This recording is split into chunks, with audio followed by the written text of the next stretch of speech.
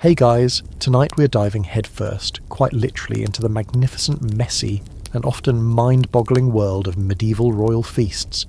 Imagine, if you will, a hall bursting with more food than you've ever seen, the air thick with the smell of roasting meats, exotic spices, and probably a fair bit of unwashed nobility. You're there, a goblet of wine in hand, trying to look like you belong, while a whole roasted peacock, feathers and all, stares blankly at you from the centre of the table. It's a world of incredible indulgence and strict rules, and honestly, with the questionable hygiene and the sheer g-forces of medieval digestion, you probably won't survive this. So, before you get comfortable, take a moment to like the video and subscribe, but only if you genuinely enjoy what I do here. And as always, I'd love to see you post your location and what time it is where you are. It's always fascinating to see where everyone is tuning in from. Now dim the lights, maybe turn on a fan for that soft background hum, and let's ease into tonight's journey together. You're mending a slightly frayed tapestry in your solar, the afternoon sun slanting through the arrow-slit window, when the sound of urgent hooves clattering on the cobblestones of your small courtyard yanks you from your reverie. It's not the usual relaxed pace of a merchant or a returning servant.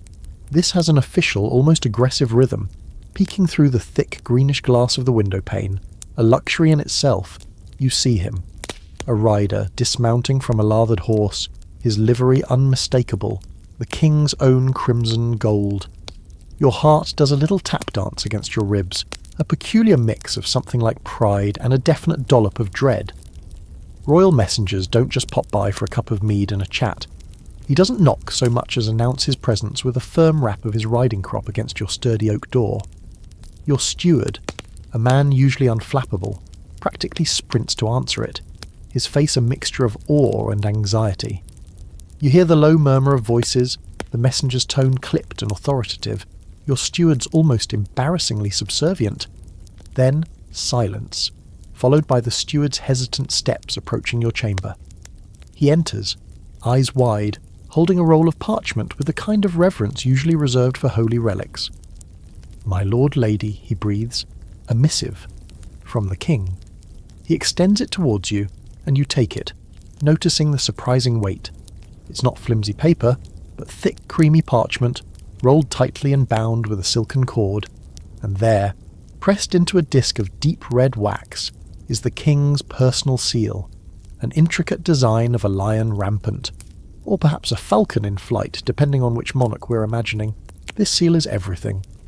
In an age where literacy isn't exactly universal, the royal seal was the ultimate mark of authenticity, a visual guarantee that this document and the command it contained came directly from the sovereign. Forging such a seal was, needless to say, a shortcut to a very unpleasant and very public execution. You carefully break the wax, the faint, slightly sweet scent of beeswax and resin momentarily filling the air. The cord unwinds and you unroll the parchment, the smooth, slightly stiff surface cool beneath your fingertips. The script is elaborate, is likely in Latin or Norman French, the courtly languages of the time, written in a flowing, almost ostentatiously beautiful hand. It looks less like writing and more like a family of very artistic spiders decided to have a rave in an ink pot. You squint, tracing the letters with a finger, your own education thankfully sufficient to make sense of the ornate swirls and flourishes. The message, once deciphered, is both an honour and a command. You are graciously invited, or perhaps gently summoned, to attend a feast at the royal palace, or perhaps a favoured hunting lodge, in, say, a fortnight's time. The occasion might be hinted at: the celebration of a recent military victory, the welcoming of a foreign dignitary, or perhaps the king's own saint's day. Whatever the reason, the implication is clear. This is not an invitation you can decline with a polite note saying you're washing your hair that evening. Attendance is mandatory, your presence expected, your absence noted and likely interpreted in the least favourable way imaginable. This is less an RSVP and more of a see you there or else. A shiver, not entirely unpleasant, runs down your spine. A royal feast. The very words conjure images of unparalleled opulence, of tables groaning under the weight of food you can usually only dream of. Roasted swans, peacocks redressed in their plumage, mountains of venison and boar, pastries sculpted into fantastical beasts, and wine, so much wine. It's a chance to see and be seen, to rub shoulders, quite literally given the crowded conditions, with the most powerful people in the kingdom. But alongside the excitement, there's that persistent thrum of anxiety. What will you wear? How must you act? One wrong word, one breach of the incredibly complex etiquette could have unfortunate consequences. It's a social minefield, and you're about to walk it in your best, albeit slightly uncomfortable, shoes. The royal messenger, you recall, had a particularly stoic expression, didn't he? Almost as if he'd personally delivered 1,000 such life-altering parchments and was entirely unmoved by the emotional whiplash they induced. There's a curious tidbit about these royal messengers. They were often granted special protections, almost like diplomatic immunity, allowing them safe passage through lands that might otherwise be hostile. They carried the king's authority with them, and harming a royal messenger was tantamount to attacking the king himself. Some even say that in dire situations, a messenger might be compelled to memorize the message and then eat the parchment to prevent it falling into enemy hands, though this sounds more like something from a spy thriller than a standard operating procedure for party invites. Historians still argue whether the flowery, often obsequious language used in these royal invitations was merely a conventional form of politeness, a sort of medieval boilerplate, or if subtle variations in phrasing and emphasis were intended to convey deeper political messages, unspoken obligations, or even veiled threats to the recipient. Was the king really looking forward to your wise counsel and pleasant company? Or was he just making sure all his important vassals were conveniently gathered in one place where he could keep an eye on them? The ambiguity is part of the charm, and the danger. For now, though, the immediate concern is practical. You need to prepare. Your finest clothes will need to be aired, perhaps even hastily embellished. A suitable gift for the king must be, considered, something impressive but not so ostentatious as to appear to be challenging his own magnificence. And you'll need to mentally rehearse the pleasantries, the bows, the careful compliments. This isn't just a dinner party, it's a performance, a test, and an opportunity. The anticipation is a potent cocktail of excitement, ambition, and a healthy dose of please don't let me spill wine on the queen. You smooth the parchment again, the king's command now a tangible reality in your hands, the start of an adventure into the very heart of medieval power and indulgence. The feasting hall awaits. The feasting hall awaits indeed.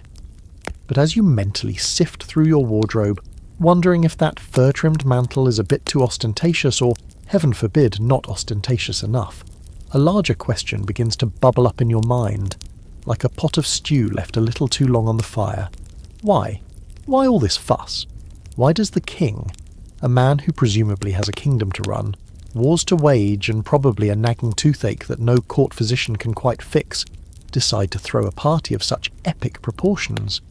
It's not just about getting a good meal, not for him, and certainly not for the hundreds, sometimes thousands he invites. Forget modern event planning with digital invitations and catering quotes. This is a state-level operation, consuming resources that could probably fund a small siege. The truth is, these feasts are far more than just an elaborate dinner. They're intricate tapestries woven from threads of power, politics, social obligation, and pure, unadulterated showmanship. For the king, it's a chance to flex. Imagine the medieval equivalent of launching a new spaceship or hosting the Olympics, but with more roasted swan and less spandex. By laying on such a lavish spread, the king is sending a very clear, very public message to everyone, from the highest duke in the land to the nervous foreign ambassador trying to discreetly wipe grease from his chin. The message: look at me, look at my wealth, my resources, my ability to command such plenty. I am powerful, I am stable, I am magnificent. It's a visual deterrent, a way of saying, don't even think about causing trouble, because if I can do this for a dinner party, imagine what my army looks like. The king wasn't just hungry, he was hungry for your undivided attention and awe, and you, as an attendee, are part of that display. Your presence, your finery, your very act of eating his food and drinking his wine subtly reinforces his authority. It's a performance in which everyone plays a part.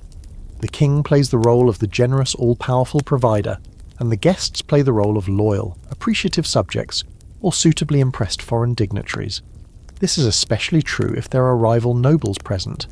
The king is not just feeding them, he's reminding them who's top dog, who controls the flow of patronage and favour.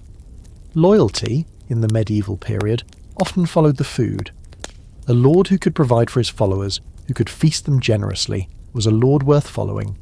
The king, by feasting his nobles, is essentially re-upping their loyalty subscription. Then there's the pure politics of it all. A grand feast is an unparalleled opportunity for networking, diplomacy, and a bit of light espionage. Seating arrangements alone could speak volumes, a public declaration of who was in favour and who was, perhaps, on the medieval naughty list. Deals could be struck over a shared trencher of bread, alliances forged between sips of spiced wine. You can bet your best pair of pointed shoes that important conversations, both overt and whispered, would be happening all around you. The king and his advisors would be watching, listening, gauging the mood of the room. Who is talking to whom? Who looks discontented? Who's had a little too much hippocras and is letting slip state secrets? It's a far more effective way of gathering intel than sending out spies sometimes. Just get everyone in one room, ply them with good food and drink, and observe. It was the medieval equivalent of a company Christmas party, but with more potential for actual backstabbing, rather than just metaphorical career sabotage. Beyond the hard-nosed politics, there's the social glue aspect. These feasts are a cornerstone of courtly life. They are occasions for celebration, a royal wedding, a birth, a significant religious holiday, or, as mentioned, a glorious victory in battle. Think of the coronation feast of Richard III in 1483. It was a statement of his contested claim to the throne, a lavish spectacle designed to impress and legitimise. These events break the often harsh monotony of medieval existence, at least for the upper crust. They're a chance to see and be seen, to show off your new silk tunic or that dashing way you have of wielding a goblet. For the nobility, it's a vital part of maintaining their own status within the intricate hierarchy of the court. Failing to attend, or attending in shabby attire, could be social suicide. It's a bit like a modern-day red carpet event, but with fewer photographers and a much higher chance of tripping over a hunting dog gnawing on a bone under the table. Symbolically, the medieval feast is also deeply significant. The king, by providing such abundance, often mirrors the idea of a divine provider. The sheer variety and quantity of food, especially the rare and exotic items, demonstrated his control over the natural world, his ability to command resources from far and wide. The feast itself could be seen as a microcosm of a well-ordered kingdom, hierarchical, with everyone in their proper place, all partaking of the king's bounty. Historians still argue whether the perceived wastefulness of medieval feasts was a deliberate political strategy designed to awe and intimidate, or simply a reflection of aristocratic culture where conspicuous consumption was the norm and a sign of good lordship. Perhaps it was a bit of both, a cultural expectation that also served a very useful political purpose, and sometimes the symbolism got really, really weird. Take the cockentress, for instance, a culinary creation where the front half of a suckling pig was sewn to the rear half of a capon, a rooster, then roasted and presented as if it were a fantastical beast. Or imagine pies from which live birds would fly out when cut open, a delightful surprise for the guests, and probably less delightful for the birds. This wasn't just about food, it was about spectacle, about creating a sense of wonder and demonstrating the almost magical capabilities of the royal household. You might think your local diner making a swan out of a napkin is fancy, but medieval chefs were playing a whole different game. So, as you contemplate your invitation, realise that you're not just going for a meal, you're stepping onto a stage, you're a pawn, albeit a well-dressed and hopefully well-fed pawn, in a much larger game of power, prestige, and political manoeuvring. The king isn't just throwing a party, he's reinforcing his kingdom, one roasted boar at a time. The sheer effort, the planning, the coordination to bring all these elements together, the food, the guests, the entertainment, it's a monumental undertaking. No wonder the royal steward always looks so stressed. He's not just worried about whether the wine is chilled, he's managing a key instrument of statecraft. And you, dear guest, are about to become a vital, if temporary, part of that instrument. Better make sure your shoes are polished. Now that you understand the why behind the impending royal blowout, your mind naturally drifts to the what. Specifically, what marvels will grace the groaning trestle tables? And a significant portion of that what, the star attraction for many a medieval appetite, will undoubtedly be meat. Glorious, roasted, dripping with fat meat. And not just any meat, mind you.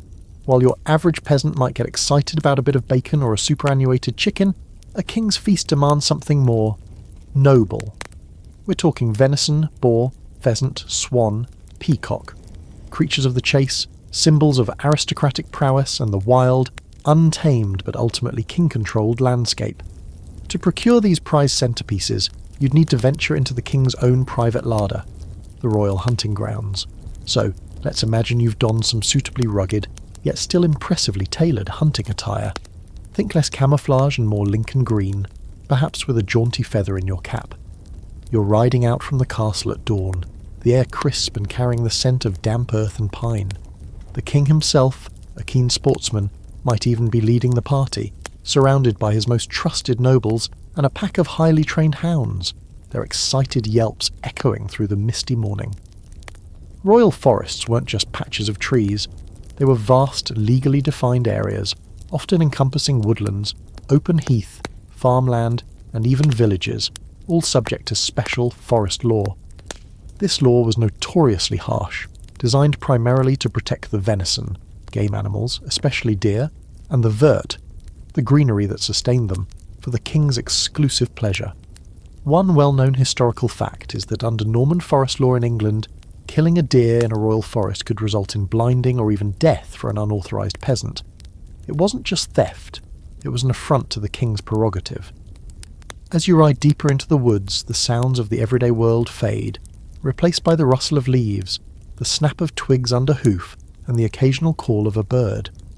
The royal huntsmen, experts in tracking and woodland lore, would be fanning out looking for fresh signs. A hoofprint in the mud, a recently nibbled sapling, the telltale droppings of a stag. These men were professionals, their skills honed over years, often passed down through generations. They knew the forest like the back of their hand, every game trail, every watering hole, every thicket where a wary boar might be hiding. They could read the landscape like a book, a skill utterly alien to most city dwellers, then and now. You might just see a bunch of trees. They see a complex ecosystem teeming with potential quarry. The hunt itself could take various forms. There was the par-force hunt, a thrilling, often dangerous chase where horsemen and hounds pursued a stag or boar for miles, relying on speed, stamina, and skill. This was the aristocratic ideal, a miniature cavalry charge through the wilderness, full of adrenaline and the thunder of hooves. Then there was the more controlled bow and stable hunt, where beaters would drive game towards concealed archers or towards enclosures where they could be more easily dispatched. This was less about the thrill of the chase and more about efficiently stocking the royal kitchens. Sometimes ladies of the court would participate, often shooting from specially constructed stands or using trained hawks to bring down smaller game like pheasant or partridge. Falconry was an art form in itself, a mark of high status, with birds of prey being incredibly valuable and meticulously trained. A king might even have a royal falconer, a prestigious court position. Let's say today, the king fancies a wild boar. These were formidable creatures, notoriously strong, fast, and armed with sharp tusks, capable of disemboweling a hound or even a horse. Hunting boar was not for the faint of heart. The hounds, specially bred for courage and tenacity, would corner the beast, their baying echoing through the forest. Then, a skilled huntsman, or perhaps the king himself if he was feeling particularly brave, or wanted to appear so, would move in for the kill, typically with a sturdy boar spear designed with a crossguard to prevent the enraged animal from charging up the shaft after being impaled. It's a brutal, visceral business, a world away from shrink-wrapped pork chops in a supermarket. You can almost smell the metallic tang of blood mixed with the earthy scent of the forest floor. And there's always the risk of injury. More than one medieval noble met an untimely end on a hunt, gored by a boar or thrown from a horse. It was the medieval equivalent of extreme sports, but with much pointier animals. Once the quarry, be it a magnificent stag with a full rack of antlers, a tusked boar, or a string of plump pheasants, is brought down, the work isn't over. There's a whole ritual to the breaking or gralloching of the deer, the careful disemboweling and preparation of the carcass. Certain parts, like the liver or heart, might even be cooked and eaten on the spot by the hunting party, a rustic reward for their efforts. The rest would be carefully transported back to the castle, a triumphant procession.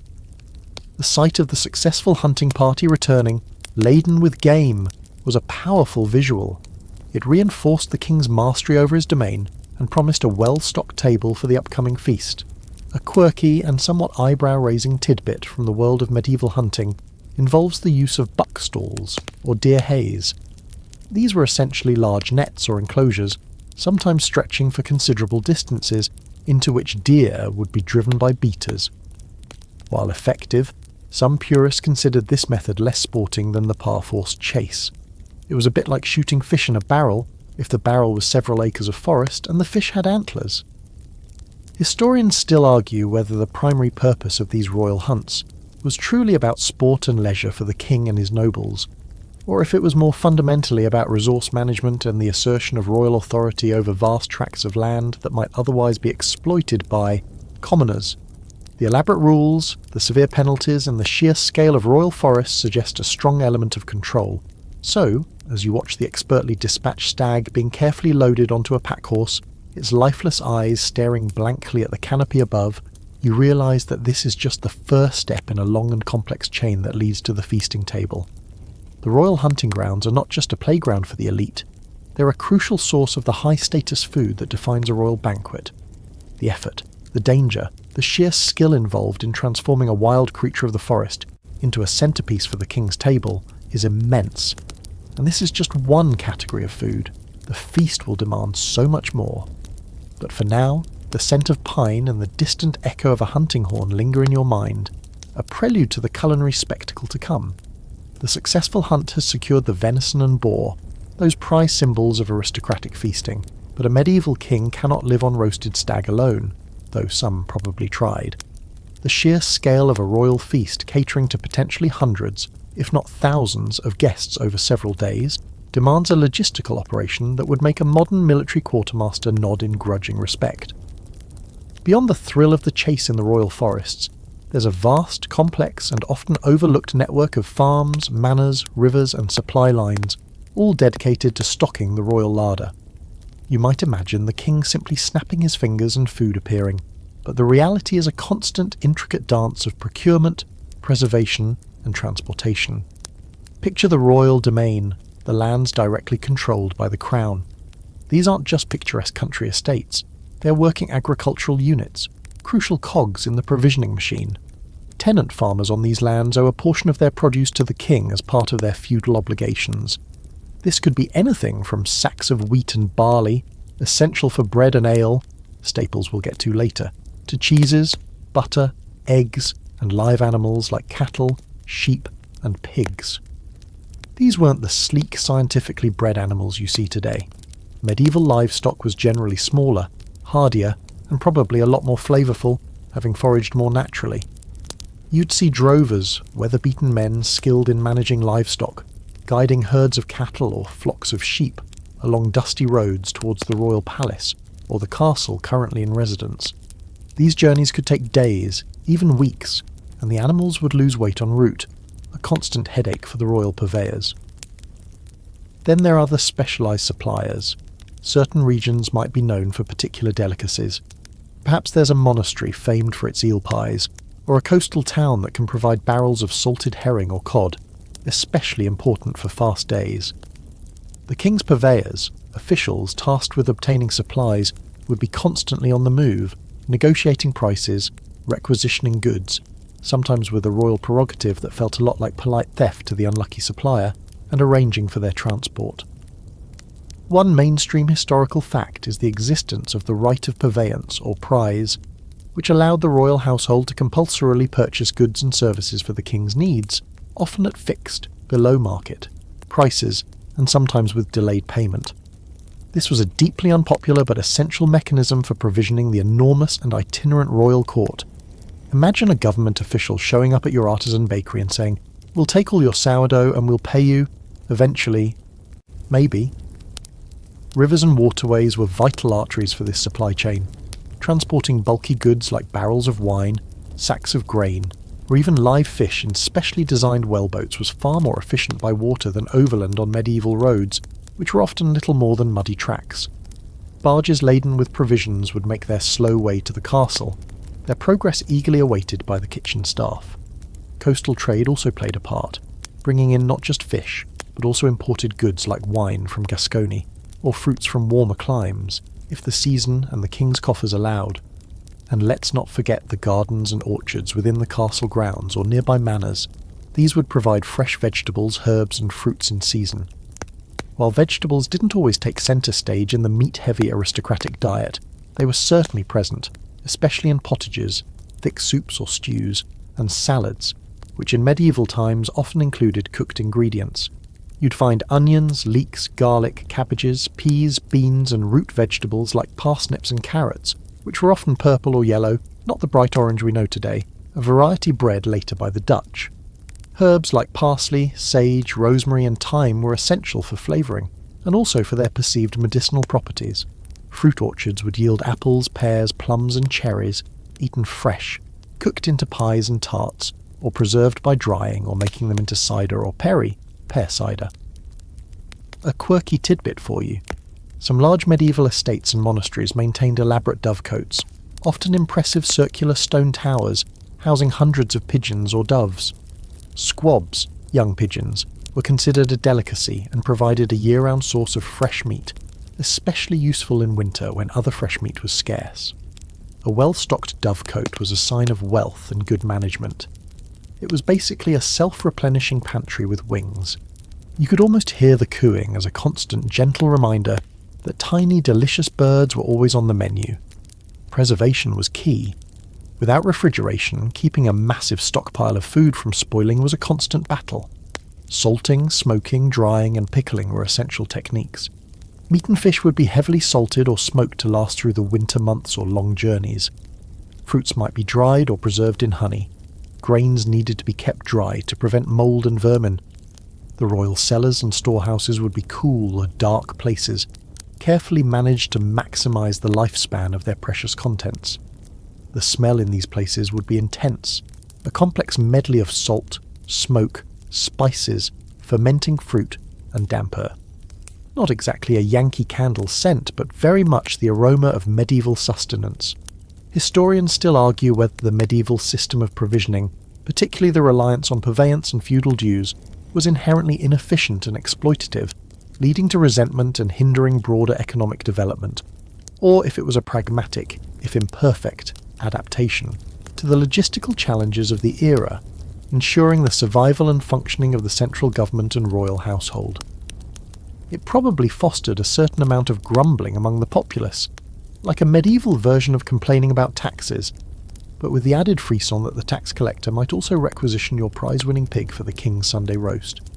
So, as the wagons creak under the weight of grain sacks, as drovers guide their weary herds, and as barges laden with barrels of ale navigate the slow-moving rivers, you begin to appreciate the sheer scale of the operation. The forest provides the glamour, but the fields, the farms, the rivers and the roads provide the bulk. Every apple, every loaf of bread, every side of bacon represents a link in this vast chain of production and supply, all converging on the royal kitchens. It's a testament to organisation and yes, a fair bit of royal muscle flexing. The king's feast doesn't just magically appear. It's cultivated, herded, fished, transported and preserved by an army of largely unseen workers, all contributing to that moment when the first magnificent dish is carried into the great hall. The royal larder is now theoretically groaning under the weight of the game from the forests, livestock from the Demesne farms, and all manner of provisions brought in by river and road. But simply having a lot of meat and bread, however plentiful, isn't quite enough to elevate a meal to the truly royal standard that so effectively broadcasts power and prestige. For that, you need something more exotic, something that speaks of distant lands, perilous journeys, and eye-watering expense. You need spices. In the medieval world, spices weren't just flavour enhancers. They were the ultimate status symbol, worth more than their weight in gold, and a key ingredient in transforming a mere meal into a statement of regal magnificence. Imagine for a moment you're a royal cook, tasked with preparing a dish for the king's upcoming feast. You have your venison, your capons, your bread flour, but to make it truly sing, to make it worthy of the high table, you reach for your spice box. This isn't your supermarket rack of neatly labelled jars. This is likely a locked chest, perhaps made of carved oak or even inlaid with precious materials, containing small pouches or jars of incredibly potent and valuable powders and seeds. The aroma when you open it is intoxicating, a complex cloud of sweet, pungent and earthy scents that immediately transports you to faraway, almost mythical lands. You'd find ginger from China, cinnamon from Sri Lanka, cloves from the Moluccas, the Spice Islands of Indonesia, nutmeg and mace from the Banda Islands, cardamom from India, and, most prized of all, pepper from India and saffron from, well, saffron could be grown in Europe, but the best was still highly valued and often imported. The journey these spices took to reach your medieval European kitchen was epic, a testament to ancient trade routes and the human appetite for flavour and profit. Think of the Silk Road, or the maritime routes across the Indian Ocean, controlled for centuries by Arab and then Venetian merchants. Each step of the journey added to the cost: tariffs, transport, the risk of shipwreck or banditry.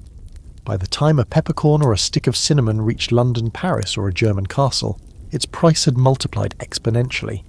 This is why only the very wealthy, primarily royalty and high nobility, could afford to use them with any regularity or in significant quantities.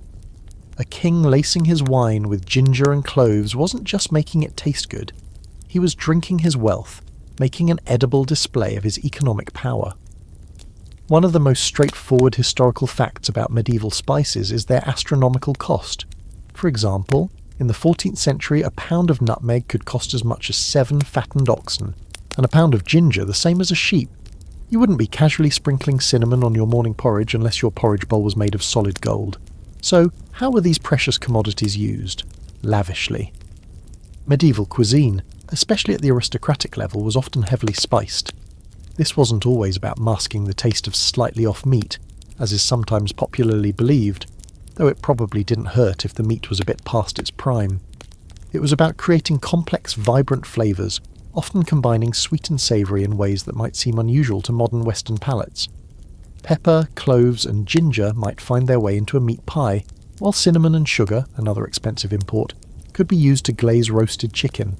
Saffron, prized for its beautiful golden colour as much as its delicate flavour, was used to tint rice dishes, sauces and even breads, giving them a regal, sunny hue. A dish glowing with saffron was a dish fit for a king, visually proclaiming its expense. You'd see dishes like blancmange, not the wobbly modern dessert, but a savoury dish of shredded chicken or fish, rice, almond milk, sugar and spices like ginger or cinnamon, or mortrus, a type of pâté made from minced meat or fish, breadcrumbs, stock and heavily spiced. Sauces were a cornerstone of medieval elite cooking, often thick, dark and complex, relying on spices for their character. A common sauce might be cameline sauce, made with breadcrumbs, vinegar, cinnamon, ginger, cloves, and other spices. The names themselves, powder douce, sweet powder, or powder forte, strong powder, referred to pre-mixed spice blends that cooks would keep on hand, the medieval equivalent of garam masala or five-spice powder. Using these spices wasn't just about taste, it was also about demonstrating sophistication, a knowledge of exotic ingredients and fashionable culinary trends. It was like owning the latest tech gadget, but for your tongue. A quirky and slightly fragrant tidbit is the medieval pomander. This was a ball made of perfumes such as ambergris, a waxy substance from sperm whales, yes really, musk from musk deer, civet from the civet cat, also yes really, and various spices like cloves, nutmeg and cinnamon. These were often encased in ornate metal containers, sometimes shaped like an orange, hence pomme d'ambre, apple of amber, and worn on a chain or carried to ward off bad smells and, it was believed, disease. Imagine attending a feast, and everyone is subtly wafting their personal air freshener made of whale secretions and ground-up spices. It certainly adds a new layer to the sensory experience of a medieval banquet. You wouldn't just smell the food, you'd smell the guests trying to smell better than each other. The control of the spice trade was a massive geopolitical issue. Venice, for example, built much of its incredible wealth and power on its dominance of the spice routes in the later Middle Ages. The desire to find alternative, cheaper routes to the spice-producing regions of the East was a major driving force behind the age of exploration. When Vasco da Gama finally reached India by sea in 1498, effectively bypassing the old overland routes and the Venetian monopoly. It was a world-changing event, largely driven by the European craving for these fragrant little seeds and barks. It's not an exaggeration to say that kingdoms were built and empires launched on the back of a peppercorn. Historians still argue whether the heavy use of spices in medieval elite cuisine was primarily about conspicuous consumption, a way to show off wealth, or if it genuinely reflected a different palate, a preference for much stronger and more complex flavour profiles than we typically enjoy today. It's likely a combination of both.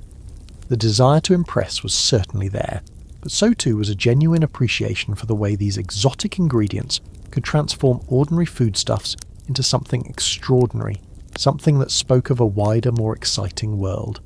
So, as you imagine the king's feast taking shape, remember that it's not just the quantity of food that matters, but also its quality and, crucially, its seasoning. Those subtle hints of ginger, the warm embrace of cinnamon, the golden glow of saffron, these are not mere culinary afterthoughts. They are edible declarations of power, wealth, and global reach.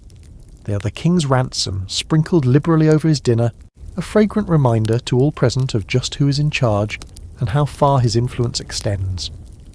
The simple act of tasting a well-spiced dish at the royal table is a taste of that power, a fleeting connection to the vast interconnected world from which these treasures came. With the game secured, the farms emptied, metaphorically speaking of course, and a king's ransom in spices carefully unlocked from its strongbox, our attention now naturally gravitates towards the heart of the operation, the engine room of the entire feasting enterprise, the royal kitchen. If you're picturing a quaint cottage-style kitchen with a cheerfully whistling cook, think again. A medieval royal kitchen, especially one gearing up for a major feast, was less cosy domesticity and more controlled inferno meets military campaign. It was a vast, bustling, hot, smoky and surprisingly organised world, a realm of intense activity and specialised labour, all dedicated to transforming raw ingredients into the magnificent dishes destined for the king's table. As you approach the kitchen complex, and it often was, a complex, sometimes a separate building or a series of interconnected rooms to reduce the risk of fire spreading to the main castle and to keep the heat and smell somewhat contained, the first thing that hits you is the sheer sensory overload. The roar of fires, the clatter of pots and pans, more like cauldrons and massive skillets, the rhythmic thud of cleavers on wooden blocks, the shouting of orders, and an overwhelming miasma of smoke, steam, roasting meat, boiling vegetables, baking bread, and yes, probably a fair bit of medieval body odour. It's a hot, humid, and incredibly noisy environment. You'd probably start sweating just by standing in the doorway. It makes a modern restaurant kitchen on a Saturday night look like a tranquil meditation retreat. The centrepiece of many a large medieval kitchen was the great hearth, or multiple hearths, often enormous structures, sometimes large enough for a whole ox to be roasted on a spit. These weren't neat, contained fireplaces. They were blazing infernos, consuming vast quantities of firewood, which had to be constantly supplied by an army of woodcutters and carriers. The heat generated would have been immense, making the area immediately around the fires almost unbearable for the uninitiated. Spits, some of them massive, requiring several strong boys, known as spitjacks or turnspits, to turn them constantly and evenly, would be laden with joints of meat, whole birds, or even entire animals, their fat dripping and sizzling into pans below, the sound a constant hungry hiss. Sometimes, actual dogs, called turnspit dogs, a now extinct breed, were used in a kind of canine treadmill to power the spits. You can imagine these poor pups, desperately trying to keep up, probably dreaming of a quiet corner and a leftover bone. Beyond the main roasting areas, you'd find other specialised zones. There would be a boiling section, with huge cauldrons suspended over fires, bubbling away with stews, potages, or large cuts of meat being tenderised. There'd be a bakehouse, with its own ovens for bread, pies, and pastries. The ovens themselves were often large, domed brick structures, heated by burning wood directly inside, then raking out the embers before the food was placed in to bake in the residual heat. Getting the temperature right was an art form, relying entirely on the baker's experience and intuition. No digital thermostats here. You judged the heat by how quickly you could count before your hand felt like it was about to combust. Then there's the larder, the cooler area for storing perishable goods, and the buttery, not just for butter, but also for ale and wine storage and dispensing. There would be sculleries for washing up, an endless thankless task involving greasy pots, wooden platters, and a lot of sand or coarse rushes for scouring. Imagine the sheer volume of dishes from a feast for hundreds. The scullery workers were the unsung, perpetually damp heroes of the medieval kitchen. A mainstream historical fact is that many larger castles and palaces had sophisticated water management systems, including wells, cisterns, and even lead pipes to bring water into the kitchens and sculleries, though running water, as we know it, was still a distant dream. Despite the apparent chaos, there was a definite organisation, a hierarchy of labour that we'll explore more soon. Different tasks were assigned to different people, from the master cook, who was a highly skilled and often well-compensated professional, down to the lower scullion boy. Precision and timing were crucial, with multiple courses, each comprising many different dishes, all needing to be ready at roughly the same time and served hot, or appropriately chilled. The logistical coordination was immense. It was like conducting a very loud, very hot orchestra. One quirky and slightly alarming aspect of medieval kitchens was the ever-present risk of fire. With open flames everywhere, flammable materials like straw on the floor for soaking up spills and general medieval messiness, and wooden structures, a stray spark could easily lead to disaster. Kitchen fires were a common hazard in medieval castles and manor houses. That's one reason why kitchens were often built as detached structures, as mentioned. If the kitchen went up in flames, hopefully the rest of the royal residence would be spared. It's a rather pragmatic approach to fire safety. If the inferno starts, at least it'll be that inferno over there. Historians still argue whether the primary concern in the design and operation of medieval royal kitchens was efficiency in food production, or if factors like symbolic display, even within the kitchen itself for important visitors, and the management of a large, potentially unruly workforce also played significant roles. The sheer scale of some kitchens, like the one at Hampton Court Palace, though later than our core medieval period, it reflects similar principles, suggests a system designed for massive output, but also for the clear demarcation of roles and the maintenance of order amidst the potential bedlam. You peek into this swirling vortex of heat, noise, and frantic activity. Young boys scurry about, fetching water, carrying firewood, or turning those never-ending spits. Cooks, red-faced and sweating, expertly wield knives, ladles, and stirring spoons, their movements economical and precise despite the pressure. The air is thick enough to chew, a potent brew of 1,000 culinary processes happening at once. It's a far cry from the serene image of a king calmly awaiting his dinner. This is where the magic, and a whole lot of hard graft, happens. It's a place of intense creation, where raw nature is transformed by fire and skill into culture, into a statement of royal power. And it's probably the last place you'd want to be if you were wearing anything flammable or had a sensitive nose. But without this roaring, chaotic heart, there would be no feast. Stepping further into the fiery, fragrant chaos of the royal kitchen, or perhaps just observing from a slightly less scorching vantage point, you begin to see beyond the initial impression of pandemonium. There's a structure here, a well-defined hierarchy, a veritable army of specialists, each playing their crucial role in the grand culinary offensive. This isn't just a random assortment of people slinging hash. This is the Royal Kitchen Brigade, a team as organised in its own way as any knightly order or guild of craftsmen. Leading this gastronomic battalion is the Master Cook.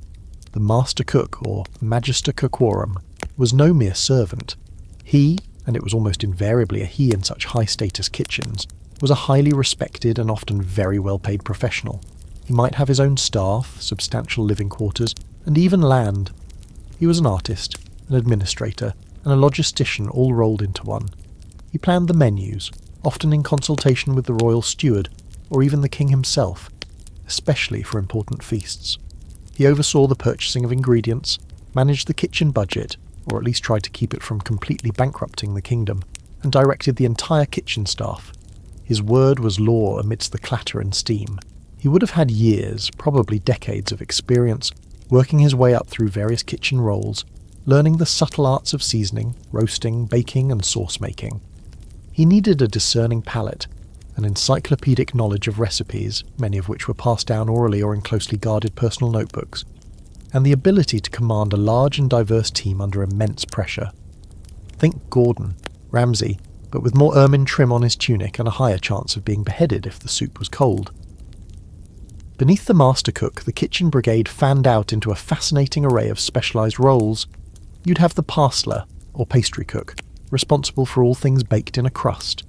Pies, tarts, pasties, and those elaborate edible sculptures called subtleties that we'll get to later. This was a highly skilled job, requiring a delicate touch for pastry and a creative flair for design. Then there was the saucier, a sauce maker, a master of balancing flavours, creating the rich, complex sauces that were so integral to medieval elite cuisine. Remember that cameline sauce? That was his domain. He'd be working with wine, vinegar, verjuice, the sour juice of unripe grapes, spices, and a host of other ingredients to produce a repertoire of sauces to accompany different meats and fish. The larderer, or keeper of the larder, was in charge of the raw meat and fish, overseeing its storage, butchering and initial preparation. He needed to know how to properly joint a deer, prepare a boar's head for display, or scale and gut hundreds of fish. This was physically demanding and often messy work. His domain would be a cooler part of the kitchen complex filled with hanging carcasses and barrels of salted meat. You'd also find specialists like the poultrier, dealing specifically with chickens, ducks, geese, swans, peacocks and other feathered delicacies, and the fruiterer, responsible for fruits, nuts and sometimes vegetables, ensuring they were fresh, properly stored and prepared for use. One interesting and often overlooked group were the scullions. These were the lowest ranking members of the kitchen staff, often young boys or men, responsible for the endless back-breaking work of cleaning pots, pans and dishes, scrubbing floors, fetching water, carrying firewood, and generally doing all the dirty jobs that no one else wanted. It was a gruelling existence, but for some, it was the first rung on the ladder to a more skilled kitchen position. A diligent scullion might eventually become a turnspit, then perhaps an assistant to one of the specialised cooks, slowly learning the craft. The scullery was probably the wettest, groomiest, and least glamorous part of the entire kitchen, but utterly essential. You can imagine them, perpetually damp and smelling faintly of stale grease and wood smoke.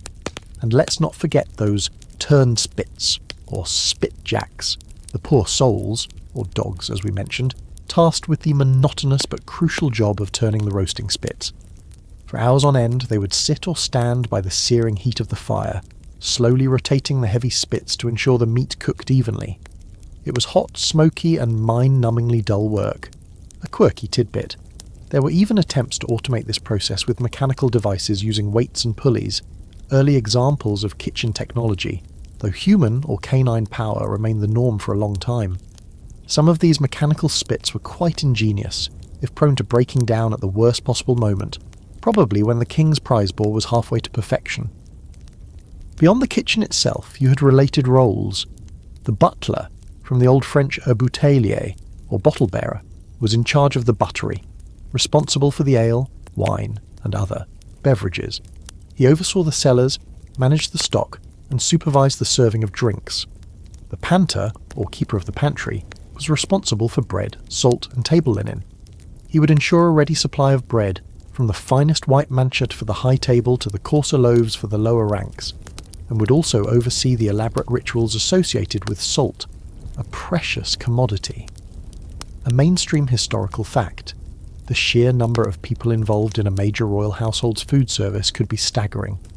The household of King Richard II of England in the late 14th century, for example, is recorded as having around 300 people working in the kitchens and related departments.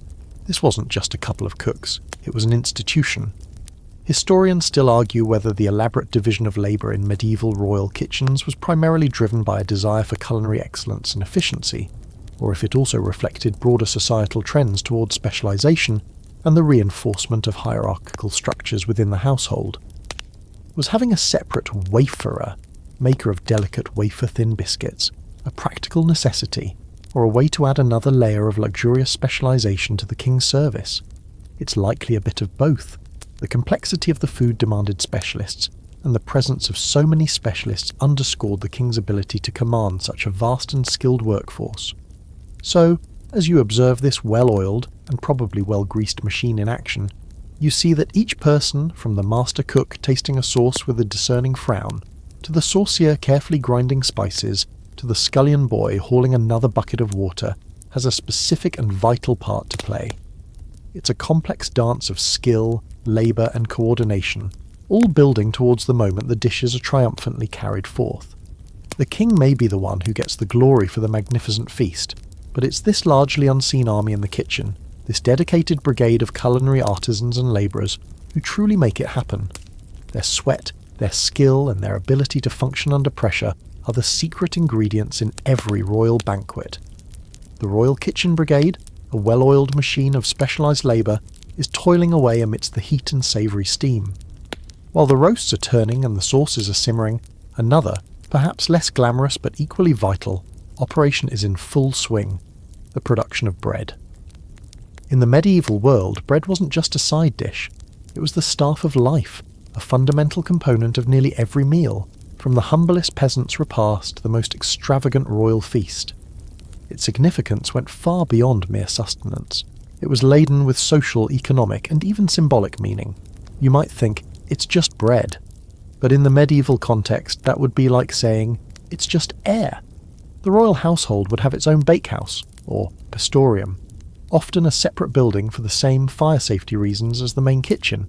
Here, under the direction of the panter, the keeper of the pantry, who, as we know, also had bread under his purview, or a master baker, a team of bakers would be engaged in a constant cycle of mixing, kneading, proving and baking. The quantities required for a royal feast, let alone the daily needs of a large court, were immense. We're talking about hundreds, perhaps thousands of loaves. The bakehouse would be warm, dusty with flour, and filled with the comforting, earthy aroma of baking bread. A welcome contrast to the more intense, meaty smells of the main kitchen. Not all bread was created equal, and this is where the social hierarchy of the feasting table became starkly apparent, even in something as basic as a loaf. The finest bread destined for the king, his family, and the most honoured guests at the high table was called manchi, or pain de main, Lord's bread. This was made from the finest, whitest wheat flour, sieved multiple times to remove all the bran and germ. It was light, airy, by medieval standards at least, and a clear symbol of status. Producing such white flour was labour-intensive and wasteful, as much of the grain was discarded, making it incredibly expensive. If you were served manchet, you knew you were in the presence of the A-list. It was the medieval equivalent of getting the good champagne, not the cheap Prosecco. Further down the social scale, you'd find various types of wheaten bread that were less refined. Cheat bread, for example, was made from whole wheat flour, or flour that had been sieved less thoroughly, resulting in a darker, denser loaf. This would be served to lesser nobles, knights, and important household officials. Then there was revel or tourt bread, made from coarser flours, sometimes mixed with rye or barley. This was the everyday bread for the lower echelons of the household, the servants, the soldiers, and the general throng who might be fed below the salt or in a separate hall. And for the truly indigent, or in times of famine, bread might be made from anything that could be ground into flour, including beans, peas, or even acorns, though this was a sign of desperation, not feasting. The type of bread you were served was a very clear and public indicator of your social standing. It's a bit like airline classes, but with more gluten. Beyond its role as food, bread also served a crucial function as an edible utensil and plate. We're talking about trenchers. Before the widespread adoption of individual plates, which didn't become common until much later, food, especially meat and items with sauces, was often served on thick, flattish slabs of stale bread, usually the coarser, darker varieties. These were the trenchers, from the old French trancher, to cut. You would place your portion of meat on your trencher, and it would conveniently soak up all the delicious juices and sauces. At the end of the course, or the meal, what happened to these gravy-soaked trenchers varied. Very poor or very hungry guests might eat their trenchers. More commonly, especially at aristocratic tables, the trenchers were collected and given as alms to the poor, who would gather at the castle gates, or perhaps fed to the dogs. One mainstream historical fact is that the use of bread trenchers was standard practice in wealthy households across Europe for centuries. It's an ingenious, if slightly soggy, solution to the problem of disposable tableware. The baking process itself was a craft. Bakers needed to understand the qualities of different flours, the behaviour of yeast, which was often cultivated from beer brewing known as barm, and the intense heat of the wood-fired ovens. They would mix the dough in large wooden troughs, then knead it vigorously to develop the gluten, a physically demanding task. The dough would be left to rise, then shaped into loaves of various sizes and forms, round, oblong, plated. Sometimes, loaves destined for the high table might even be marked with a special stamp or design. Getting the bake right, achieving a good crust and a well-cooked interior without burning, required skill and constant attention. Remember, these ovens had no temperature gauges. It was all done by experience, by the feel of the heat, the colour of the oven walls. A quirky and rather charming tidbit about medieval bread involves sops. These were pieces of bread, often toasted or fried, that were specifically intended for dipping into wine, ale, or broth. The word soup itself is derived from sop, and supper was originally a light evening meal, often consisting of sops, so next time you dip your toast in your tea or your crusty bread in your soup, you're partaking in a very old culinary tradition. It's the medieval version of dunking your Oreos, just with slightly more feudalism. The symbolism of bread was also profound. In a Christian society, bread was, of course, deeply connected to the Eucharist, the body of Christ. This imbued it with a sacred quality. Sharing bread was a sign of hospitality, fellowship, and community. The breaking of bread was a powerful symbol of peace and unity. The quality and abundance of bread at a king's feast, therefore, spoke not only of his wealth, but also of his role as a beneficent provider, a pater familias to his kingdom. Historians still argue about the exact nutritional quality of medieval bread, especially the whiter varieties. While white bread was prized for its purity and status, the removal of the bran and germ also removed much of the fibre and B vitamins. Did the medieval elite, by insisting on the whitest bread, inadvertently trade nutrition for status?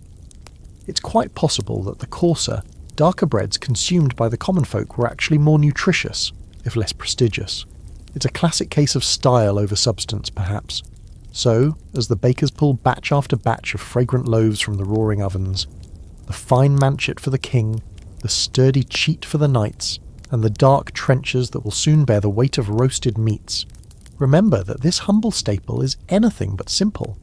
It's a product of skill, a marker of status, a vital utensil, and a potent symbol. The feast would be unthinkable without it. The aroma of fresh bread, mingling with the scent of roasting game and exotic spices, is a fundamental part of the sensory tapestry of the royal banquet, a comforting, universal signal that sustenance and society are about to be celebrated. The bread is baked, golden and fragrant, ready to serve as both sustenance and trencher. The spices are measured, their exotic aromas promising a taste of faraway lands. The kitchen brigade is a whirlwind of focused activity. Now it's time to turn our attention to what, for many at the royal feast, is the undisputed main event, the meats. And we're not talking about a polite chicken breast or a modest steak. We are talking about a staggering, almost overwhelming profusion of animal protein, cooked in a myriad of ways, a veritable medieval meat-topia that would make a modern cardiologist weep into his low-fat yogurt. The sheer variety and quantity of meats presented at a significant royal feast were designed to impress, to demonstrate the king's wealth, the bounty of his lands, and his ability to command the finest and most diverse provisions. As you, the honoured guest, take your place in the Great Hall, we'll get to the seating and atmosphere later. Prepare to be awestruck by the procession of dishes. This isn't a single main course, it's a series of removes, or courses, each potentially featuring multiple meat dishes. Forget your 3-course meal. A truly grand feast might have 6, 7, or even more courses, each a spectacle in itself. First and foremost, there's the roasted meat, the star of many a medieval culinary dream. Remember those massive spits we saw in the kitchen, turned by diligent spitjacks or industrious turnspit dogs? Now you see their glorious output. Whole roasted animals or large joints, glistening with fat, perhaps basted with spices and honey, would be paraded into the hall and carved with great ceremony, often by high-ranking nobles or specialised carvers who were masters of their art. You might see a haunch of venison, dark and rich, from the royal hunt. A wild boar, its fearsome head perhaps still attached, a symbolic trophy. Sides of beef, whole roasted sheep or lambs, suckling pigs with crackling skin so crisp it shatters at the touch. And of course, poultry in abundance. capons, castrated roosters prized for their tender, flavourful meat, geese, ducks, and perhaps even game birds like pheasant, partridge, and woodcock, often roasted and served with their plumage reattached for a particularly dramatic presentation. The sight of a roasted peacock, painstakingly redressed in its iridescent feathers and arranged as if still alive, was a classic medieval showstopper. It tasted apparently a bit like tough chicken, but that was hardly the point. It was all about the visual impact. But roasting wasn't the only way to prepare meat. Boiling was also extremely common, especially for tougher cuts, or as a first step before further cooking. Large cauldrons would bubble away with joints of beef, mutton, or pork, often with vegetables and herbs to create a flavourful broth. This boiled meat might then be sliced and served with a pungent mustard sauce, or shredded and incorporated into other dishes. Stews and pottages, thick savoury concoctions of meat, vegetables, grains, and spices were also staples. These were hearty, filling dishes, and a good way to use up less prime cuts of meat and stretch ingredients. Think of a rich, dark venison stew, simmered for hours with root vegetables and red wine if available, thickened with breadcrumbs, and heady with the scent of cloves and pepper. It's the kind of dish that sticks to your ribs, and probably to your tunic if you're not careful. Pies and pasties were another hugely popular way to serve meat. Not your delicate little individual pies, but often massive, robust creations with thick pastry crusts, designed to hold generous fillings of chopped or minced meat, often mixed with dried fruits, spices, and a rich gravy. A great pie might be a centerpiece in itself, its crust elaborately decorated. Venison pasties, pork pies, chicken and mushroom pies, the variety was endless. Sometimes these pies contained not just one type of meat, but several, a medieval meaty medley. And remember those live birds flying out of a pie we mentioned earlier? That was peak medieval pie-making showmanship, though one imagines the cleanup was less than delightful. Who ordered the pie with the surprise pigeons? And does anyone have a net? A mainstream historical fact regarding meat consumption is that medieval people, especially the nobility, consumed far more meat than the average person today when it was available. However, this was often balanced by periods of fasting, especially during Lent when meat was forbidden. This cyclical pattern of feasting and fasting was a defining characteristic of the medieval diet. Then you have the more, shall we say, adventurous meats, at least by modern standards. Small birds like larks, thrushes and sparrows were considered delicacies, often roasted whole and eaten in a single bite. Squirrels and rabbits were common fare. And then there were the showpieces, like a whole roasted swan, often served with its neck arched gracefully and its feathers reapplied, sometimes even gilded with gold leaf. It was less about the taste, swan is reportedly quite oily and tough, and more about the sheer aristocratic audacity of serving such a magnificent creature. One quirky and slightly grisly tidbit is the occasional appearance of helmeted cock, where a roasted capon would be fitted with a miniature paper helmet and lance, as if ready for a tiny joust on your trencher. Medieval chefs clearly had a sense of humour, or perhaps just a lot of time on their hands between stirring pots. The sheer abundance could be overwhelming. Dish after dish would arrive, a seemingly endless parade of protein. You as a guest would not be expected to eat everything, or even a large portion of every dish. You would sample what appealed to you, or what was placed conveniently before you, but the availability of such choice, such excess was the point. It was a statement of overwhelming plenty. Historians still argue about the actual health implications of such a meat-heavy diet for the medieval aristocracy. While it provided ample protein, it was also high in fat and cholesterol, and potentially low in certain vitamins if not balanced with enough fruits, vegetables and grains. Gout, a painful inflammatory condition associated with rich food and drink, was notoriously common among the wealthy in the Middle Ages, often called the disease of kings.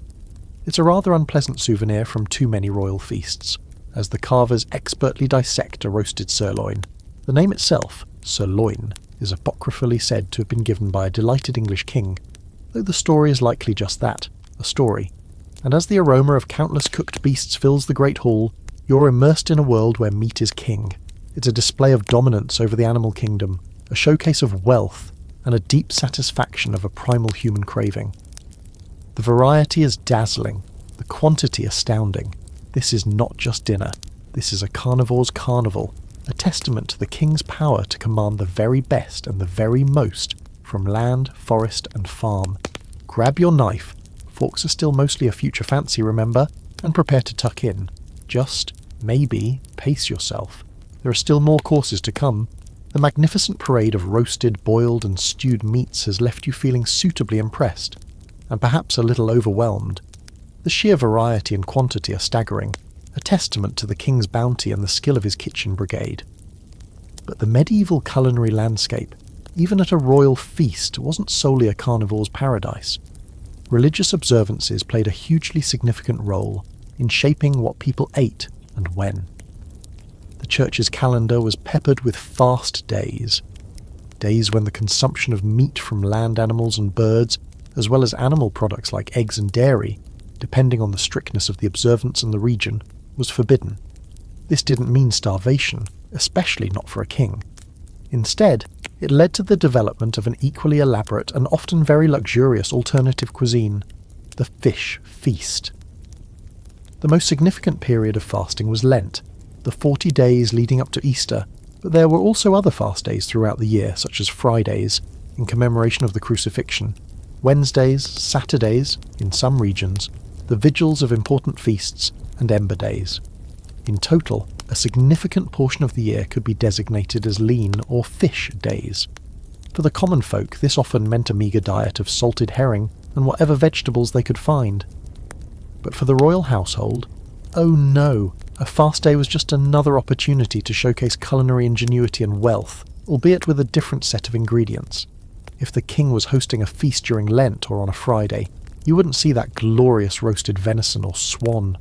Instead, you'd be treated to an astonishing array of fish and other aquatic creatures, prepared with just as much care and extravagance as their meaty counterparts. Imagine the scene. The great hall is still abuzz. The tapestries still glow in the torchlight, but the aroma is different. Less roasting fat, more fishy, but in a refined, spiced, and altogether enticing way. The royal purveyors would have been working overtime to secure a dazzling variety of fresh and preserved fish.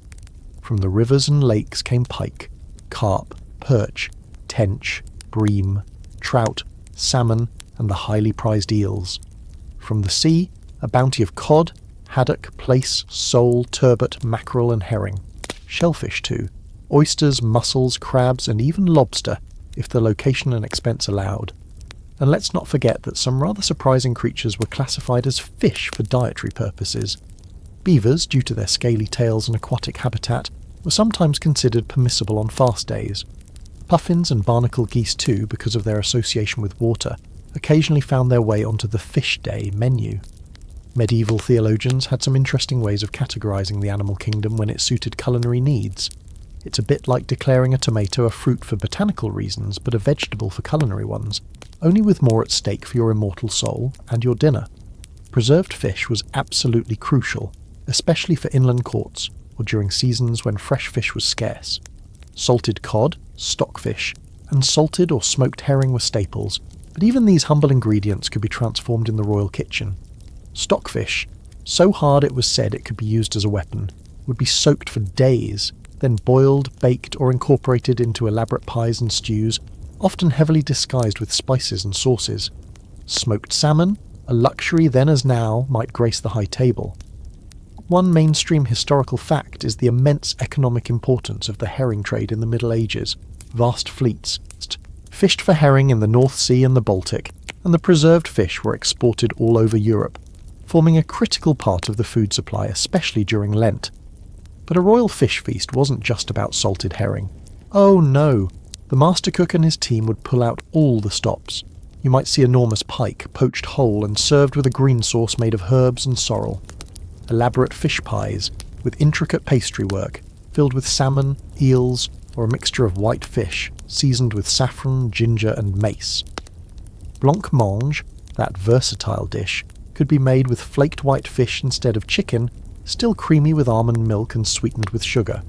There were fish stews, fish jellies, aspics, often beautifully coloured and moulded, and even imitation meat dishes made from fish, cleverly seasoned and shaped to resemble sausages or meatballs. The goal was to make the fast day feast as impressive and satisfying as any meat-filled banquet. It was a culinary challenge, and one that medieval cooks rose to with gusto. A quirky tidbit about medieval fish consumption involves the royal fish: sturgeon, whale, and porpoise. In England, by a statute from the reign of Edward II, these creatures, if caught near the coast, were declared the property of the crown. So, if a magnificent sturgeon washed ashore, or was caught by a lucky fisherman, it was destined for the king's table, or he at least had first dibs. Sturgeon roe, or caviar, was already recognised as a delicacy, though perhaps not with the same cult status it has today. Imagine the excitement if a truly massive sturgeon arrived at the kitchen, a royal perquisite ready to be transformed into a fast-day showpiece. Historians still argue about the true impact of these religious dietary restrictions on the overall health and nutrition of the medieval population. Did the regular consumption of fish, with its beneficial oils, provide a healthier balance to the often meat-heavy diet of the wealthy? Or did the reliance on heavily salted and preserved fish, especially for the less well-off, lead to other health problems? For the aristocracy at least, the fish days offered a different, but no less luxurious culinary experience, ensuring that even their piety was well seasoned and impressively presented. So, as you sit at this Lenten banquet, or perhaps a grand Friday feast, you marvel at the ingenuity. The absence of meat is not a deprivation, but an invitation to explore a whole different realm of culinary artistry. The tables are still laden, the spices still fragrant, the wine still flows. Instead of a peacock, perhaps a giant carp, baked in a salt crust and unveiled with ceremony. Instead of venison stew, a rich pottage of eels and oysters. It's a reminder that the rhythms of medieval life and the contents of the royal plate were deeply intertwined with the dictates of faith. Even in abstinence, there was an opportunity for abundance, for demonstrating that the king's power and resources could triumph even over the limitations of a fast. And who knows, you might even develop a taste for that beaver tail. Stranger things have happened at a medieval feast. The courses continue to arrive, whether they be laden with the rich meats of a regular feast day, or the surprisingly opulent offerings of a fish day. The sheer quantity and variety are already enough to boggle the mind. But medieval feasting wasn't just about filling bellies. It was about delighting the eyes, surprising the senses, and showcasing the almost magical transformative power of the royal kitchen. This is where subtleties and other food illusions come into play, elevating the meal from mere sustenance to a form of edible theatre. These were the showstoppers, the conversation pieces, the medieval equivalent of molecular gastronomy combined with a Las Vegas stage show, all designed to elicit gasps of wonder and admiration from the assembled guests. So, what exactly is a subtlety? In the context of a medieval banquet, a subtlety, or entremet in French, meaning between servings, was an elaborate, often highly sculptural dish served between the main courses of a feast. Originally, they might have been simpler palate cleansers or light dishes, but by the high and late Middle Ages they had evolved into incredible works of art, sometimes edible, sometimes purely decorative, designed to entertain, impress, and often convey symbolic messages. Think of them as the half-time show of the medieval dinner, but with more marzipan and less pop music. Imagine, as one course is cleared away, a hush falls over the great hall. Then, carried in with great ceremony by liveried servants, comes the subtlety. It might be a miniature castle, complete with towers and battlements, all crafted from gilded gingerbread or marzipan. Or perhaps a hunting scene, with stags and hounds sculpted from sugar paste, set amidst a forest of spun sugar trees. Mythological creatures were popular subjects. Griffins, dragons, unicorns, all rendered in edible, or at least non-toxic, materials. Sometimes these subtleties depicted historical events, biblical scenes, or allegorical representations of virtues and vices. They were, in effect, edible political cartoons, moral lessons, or just pure fantasy, depending on the occasion and the message the king wished to send. The more elaborate the subtlety, the more it spoke of the host's wealth and the skill of his cooks and confectioners. It was pure, unadulterated food art. The materials used to create these masterpieces were varied. Sugar paste, a mixture of sugar, gum tragacanth and water, similar to modern fondant, was a favourite, as it could be moulded, sculpted and coloured. Marzipan, made from almonds and sugar, was another versatile medium. Jellies and aspics, coloured brightly with natural food dyes, derived from plants like spinach, for green, sandalwood or alkanet root, for red, or saffron, for gold-yellow, could be set in elaborate moulds. Even wax was sometimes used for purely decorative elements, though one hoped guests wouldn't accidentally try to eat those bits. And gilding, applying fine gold leaf to the surface of these creations, was a common way to add a touch of ultimate luxury. If it sparkled, it was probably important. Beyond the grand sculptural subtleties, there was also a playful tradition of food illusions, dishes designed to look like something they were not. This was where the medieval cook could really show off his wit and skill, delighting and tricking the diners. Remember the cockentrice we touched upon earlier? The front half of a piglet sewn to the back half of a capon and roasted? That's a prime example. It would arrive at the table looking like some bizarre mythical beast, only to be revealed as a clever culinary construction. Or how about false eggs, where almond paste might be shaped and coloured to look like a hard-boiled egg? Or even meat dishes made entirely from fish or vegetables, cleverly disguised to fool the eye and sometimes the palate on fast days. You might be served what looks like a joint of venison, only to discover it's artfully constructed from spiced and compacted pike. Surprise! One mainstream historical fact is that sugar, while known in Europe for centuries, became more widely available, though still incredibly expensive, from the 11th century onwards, largely due to increased contact with the Arab world during the Crusades and the expansion of sugarcane cultivation in places like Cyprus and Sicily. This increased availability of sugar was a key factor in the development of these elaborate subtleties and other sweet confections.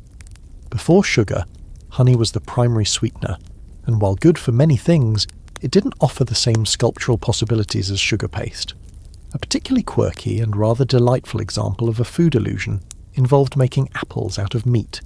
For instance, finely minced pork or chicken could be seasoned, mixed with breadcrumbs and egg, then shaped into spheres, perhaps with a real apple twig inserted as a stalk.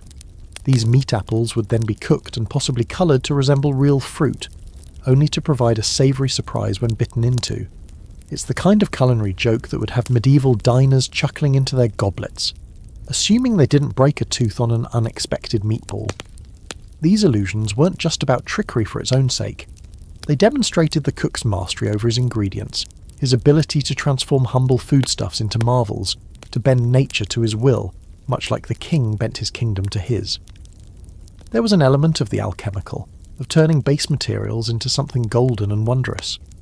The more convincing the illusion, or the more fantastical the subtlety, the greater the oohs and ahs from the guests, and the more prestige accrued to the host. Historians still argue about the extent to which these subtleties were actually eaten. Some of the larger, more decorative pieces, especially those incorporating non-edible elements, or vast amounts of expensive sugar, might have been more for display, to be admired and then perhaps broken up and distributed as tokens.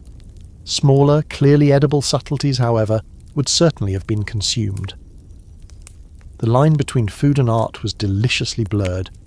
Was it a dessert, an intercourse amusement, or a political statement? Yes. So, as a magnificent sugar-paste dragon, breathing spun sugar flames and perhaps carrying a banner with the king's motto, is paraded around the hall, you understand that this feast is about so much more than just eating. It's about spectacle, about wonder, about the sheer, unadulterated joy of creation and illusion. These subtleties and food tricks are a vital part of the tapestry of the royal banquet, adding a layer of playful artifice and dazzling craftsmanship to the already impressive display of abundance. They are a reminder that in the medieval world, food could be fun, fantastical, and deeply, surprisingly clever. Just be careful what you bite into, it might not be what you think it is. The fantastical subtleties have been admired, their sugary battlements perhaps sampled, their edible illusions chuckled over. The main courses, a seemingly endless procession of meats and fish, have largely run their race, but the medieval feast is not quite ready to release you from its delicious calorie-laden embrace. Just as you're starting to loosen your belt, or whatever medieval equivalent you're sporting, and contemplate the sheer physics of how much food one human can reasonably ingest, a new wave of dishes begins to appear. It's time for the sweet endings, the royal desserts, a course that might surprise you with its range and sophistication, proving that the medieval sweet tooth was just as developed, if not more so, than our own. Now, when you think medieval dessert, you might picture something fairly rustic. perhaps a simple baked apple or a hunk of cheese with some honey. And while those certainly existed, a royal feast would offer far more elaborate and varied sweet treats. Sugar, as we've discussed, was a luxury item, a symbol of wealth, and its presence in the dessert course was another opportunity for the king to display his riches. Honey, of course, had been the primary sweetener for millennia and continued to be widely used, lending its distinctive floral notes to many creations. But the increasing availability of cane sugar opened up new possibilities for confectioners. One of the most common and beloved categories of medieval dessert was fruit-based. Fresh fruits, when in season, would be served, often artfully arranged. Think bowls of ripe berries, juicy plums, sweet cherries, or crisp apples and pears. But fruits were also cooked in myriad ways. Tarts and pies filled with apples, pears, cherries, or other fruits were incredibly popular. These weren't necessarily the double-crust pies we often see today. They might be open-faced tarts, or coffins, pastry cases, filled with spiced fruit mixtures. Imagine a warm pear tart, the fruit poached in red wine and sweetened with honey and cinnamon, its pastry crisp and golden. Or a dariole, a type of custard tart, which could be sweet or savoury, but often appeared in sweet versions flavoured with rosewater or almonds. Preserved fruits also played a big role. Dried fruits like raisins, figs, and dates, imported from warmer climes, were luxury items and featured prominently in sweet dishes, often mixed with nuts and spices. Fruits could also be preserved in honey or sugar syrup, creating intensely sweet concoctions known as suckets, or wet suckets, fruits and syrup, and dry suckets, candied or crystallized fruits.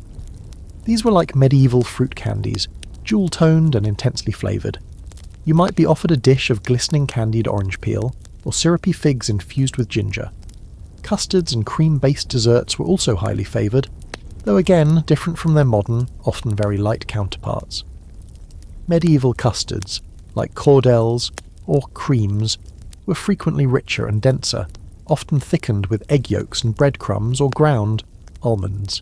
They might be baked, like a modern creme brulee, minus the blowtorch of course. Glazing was often done with a hot iron or by sprinkling sugar and briefly returning to the oven, or served as a thick spoonable dessert. Almond milk made by steeping ground almonds in water or wine was a very common ingredient in medieval cooking, especially for custards and creamy sauces, partly because it was a permissible ingredient on fast days when cow's milk was forbidden. So you might enjoy a delicate almond cream, sweetened with sugar and flavoured with rosewater or mace. Then there were the fritters. Oh, the glorious medieval fritter! These were essentially deep-fried little dough balls or pieces of fruit, often dusted with sugar or drizzled with honey. Apple fritters were a particular favourite, but you might also find fritters made with other fruits, or even flowers like elderflower blossoms, dipped in batter and fried until golden and crisp. They were the medieval equivalent of donuts or beignets, a delightful combination of crispy fried dough and sweet flavouring. You can almost hear the satisfying crunch, followed by a sigh of pure sugary contentment. A mainstream historical fact is that many of the spices we now associate primarily with savoury dishes, like ginger, cloves, cinnamon and nutmeg, were used just as extensively in medieval sweet dishes. The line between sweet and savoury was much more blurred than it is in modern Western cuisine. So, your sweet fruit pie might also contain a pinch of pepper, or your spiced wine, hippocras which we'll get to, would be heavily laden with cinnamon and ginger. One quirky and rather charming medieval sweet treat was leech, or licher. This was a sort of jelly-like confection, often made with milk or almond milk, sugar, and a setting agent like isinglass, derived from fish bladders, delicious, right, or gelatin. Leeches could be flavoured and coloured in various ways, often with spices or fruit purees, and then cut into decorative shapes. Leche Lombard was a particularly popular version, often involving dates, wine, and spices. It was like a medieval panna cotta, or a very firm blancmange, and could be quite beautiful, especially if layered with different colours. Imagine a chessboard pattern, made of alternating light and dark leech squares. Wafers, thin, crisp biscuits, were also a common accompaniment to the dessert course, often served with sweet-spiced wine for dipping. These weren't your plain bland wafers. They were frequently flavoured with sugar, cinnamon, or other spices, and cooked in special long-handled irons over the fire. similar to modern pitzel irons. Sometimes they were rolled into tubes while still warm. Having a dedicated waferer in the royal household was a sign of a truly well-equipped culinary setup. Historians still argue about the exact definition and evolution of dessert as a distinct course in medieval banquets. The word itself, from the Old French desservir, to clear the table, suggests it was originally what was served after the main table had been cleared. The lines could be blurry, with sweet dishes sometimes appearing alongside savoury ones in earlier medieval feasts. But by the later Middle Ages, a distinct sweet course was becoming more common, especially at the most elaborate banquets. So, as the remnants of the main courses are cleared away, perhaps including your gravy-soaked trencher, destined for the alms basket, and the sweet delicacies begin to arrive, you're entering the final phase of this epic culinary journey. From jewel-like candied fruits and fragrant spiced tarts to creamy custards and crispy fritters, the royal dessert course is a testament to the medieval love of sweetness and the skill of the royal confectioners. It's a delightful coda to the symphony of flavours you've experienced, a sweet reminder that even in an age often perceived as harsh and unrefined, there was plenty of room for indulgence, artistry, and the pure, simple joy of a well-made dessert. Just try to save a little room for the spiced wine that's likely to accompany it. The sweet delicacies have been savoured. Their sugary, spicy notes a delightful counterpoint to the rich meats and fish that came before.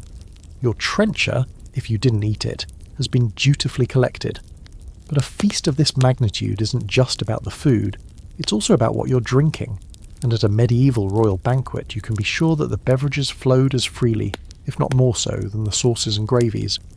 Quenching the thirst of hundreds of feasting nobles, knights, and assorted hangers-on required a cellar of epic proportions and a constant supply of wine, ale, and mead, the holy trinity of medieval libations.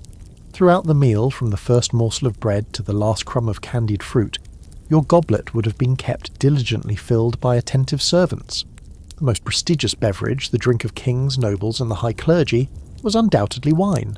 This wasn't necessarily the finely aged single vineyard vintage you might find in a modern wine shop.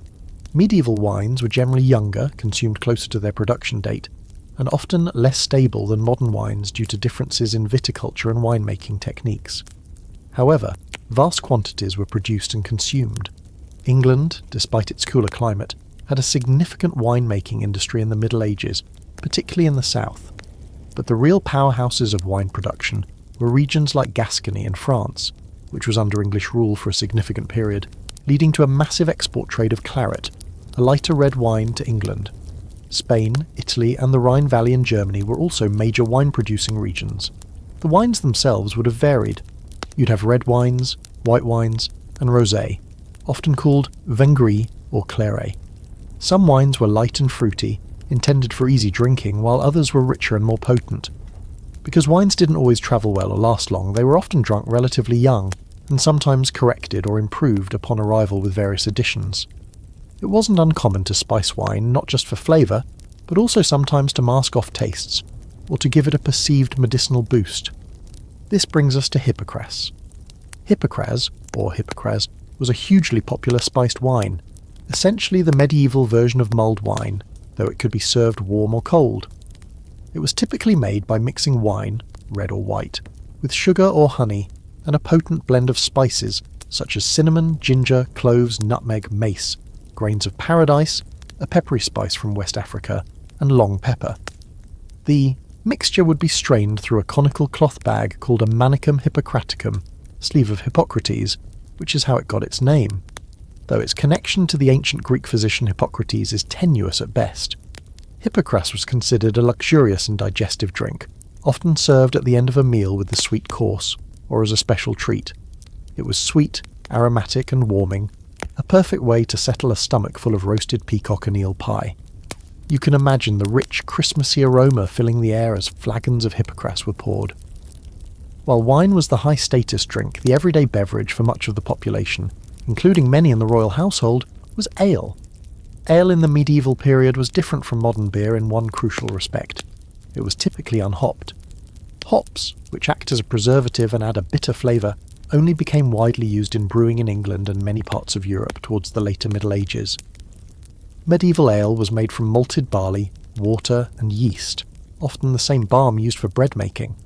It was brewed in various strengths, from small ale, a weak low-alcohol brew that was drunk throughout the day by everyone, including children, as a safer alternative to often unsanitary water, to strong ale, a potent, intoxicating brew reserved for special occasions and serious merrymaking. The royal household would have had its own brew house, producing vast quantities of ale to satisfy the thirst of its many members and guests. A feast would see an almost unimaginable consumption of ale. Each person might be allocated a gallon or more per day as part of their livery or allowance. It was the fuel that kept the lower echelons of the feast going. Then there was mead, an ancient drink made by fermenting honey and water. Mead could be flavoured with spices, herbs, or fruit, creating varieties like metheglin, spiced mead, or melomel, fruit mead. While perhaps less common than wine or ale by the High Middle Ages in some regions, mead still held a place of honour, particularly in areas with strong Celtic or Germanic traditions, or where grapes didn't grow well. It had a mythical, almost legendary status, associated with poetry, celebration, and the halls of ancient heroes. A well-made mead, sweet and potent with the aroma of honey, would have been a welcome addition to the feasting table.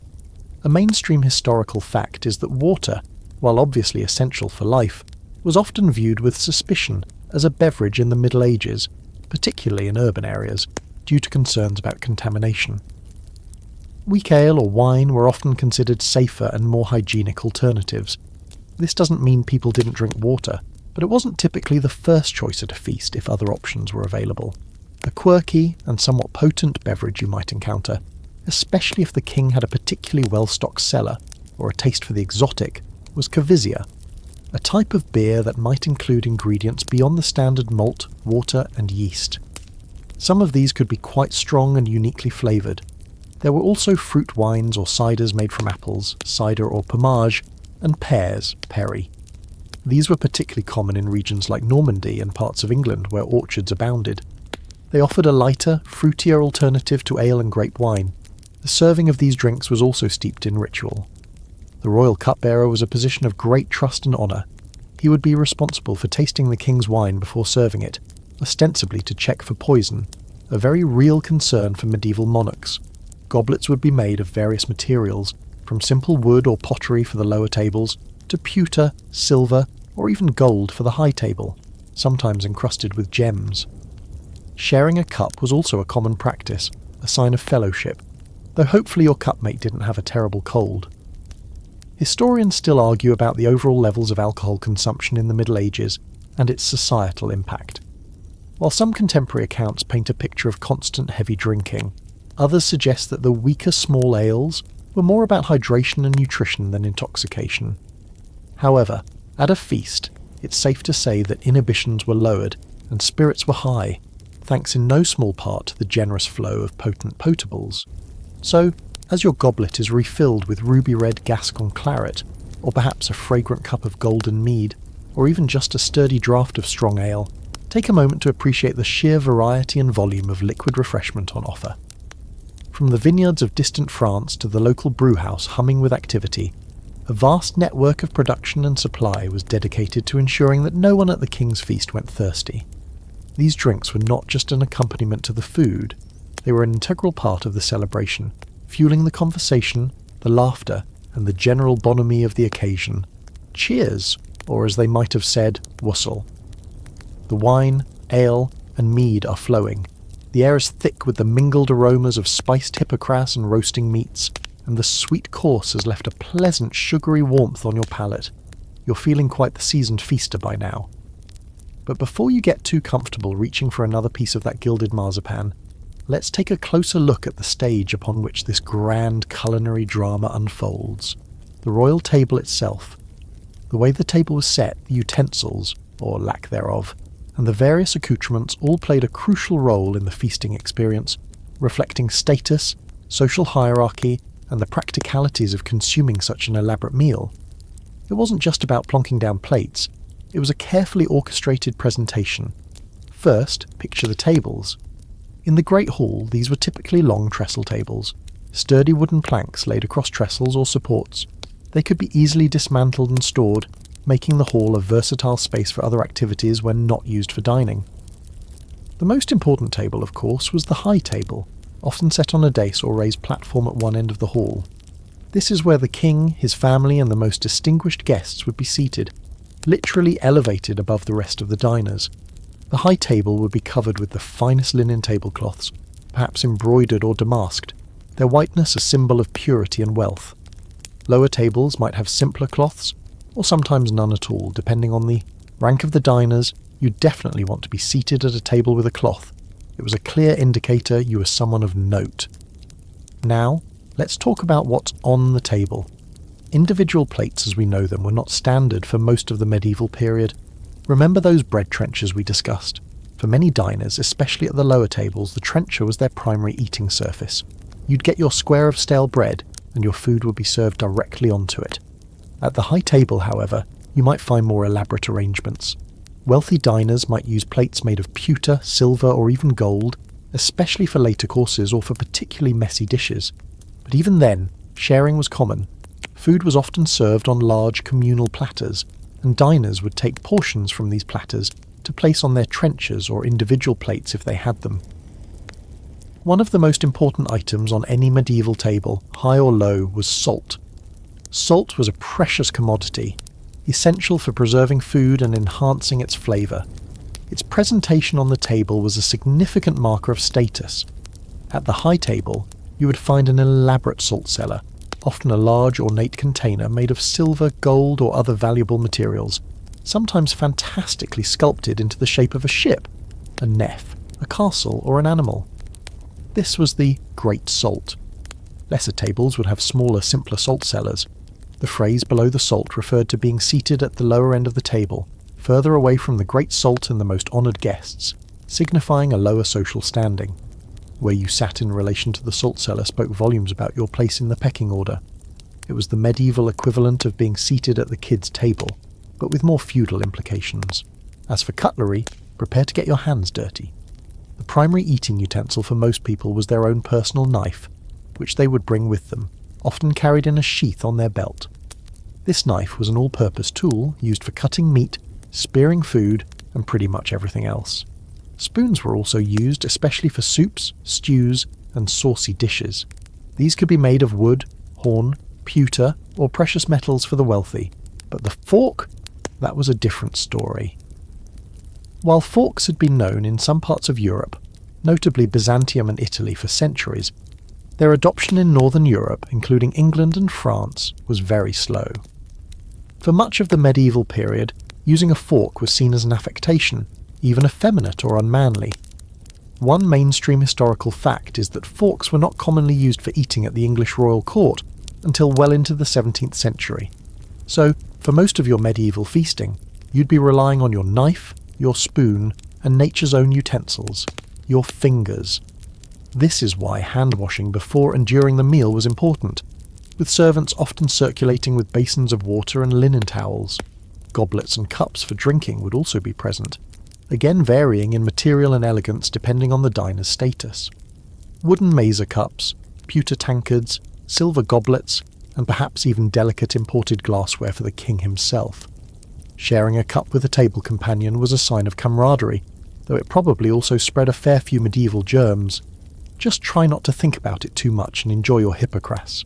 Napkins or naperi were certainly used, especially by the upper classes, given the hands-on nature of medieval dining. These would be made of linen and could be quite large. They were essential for wiping greasy fingers and mouths.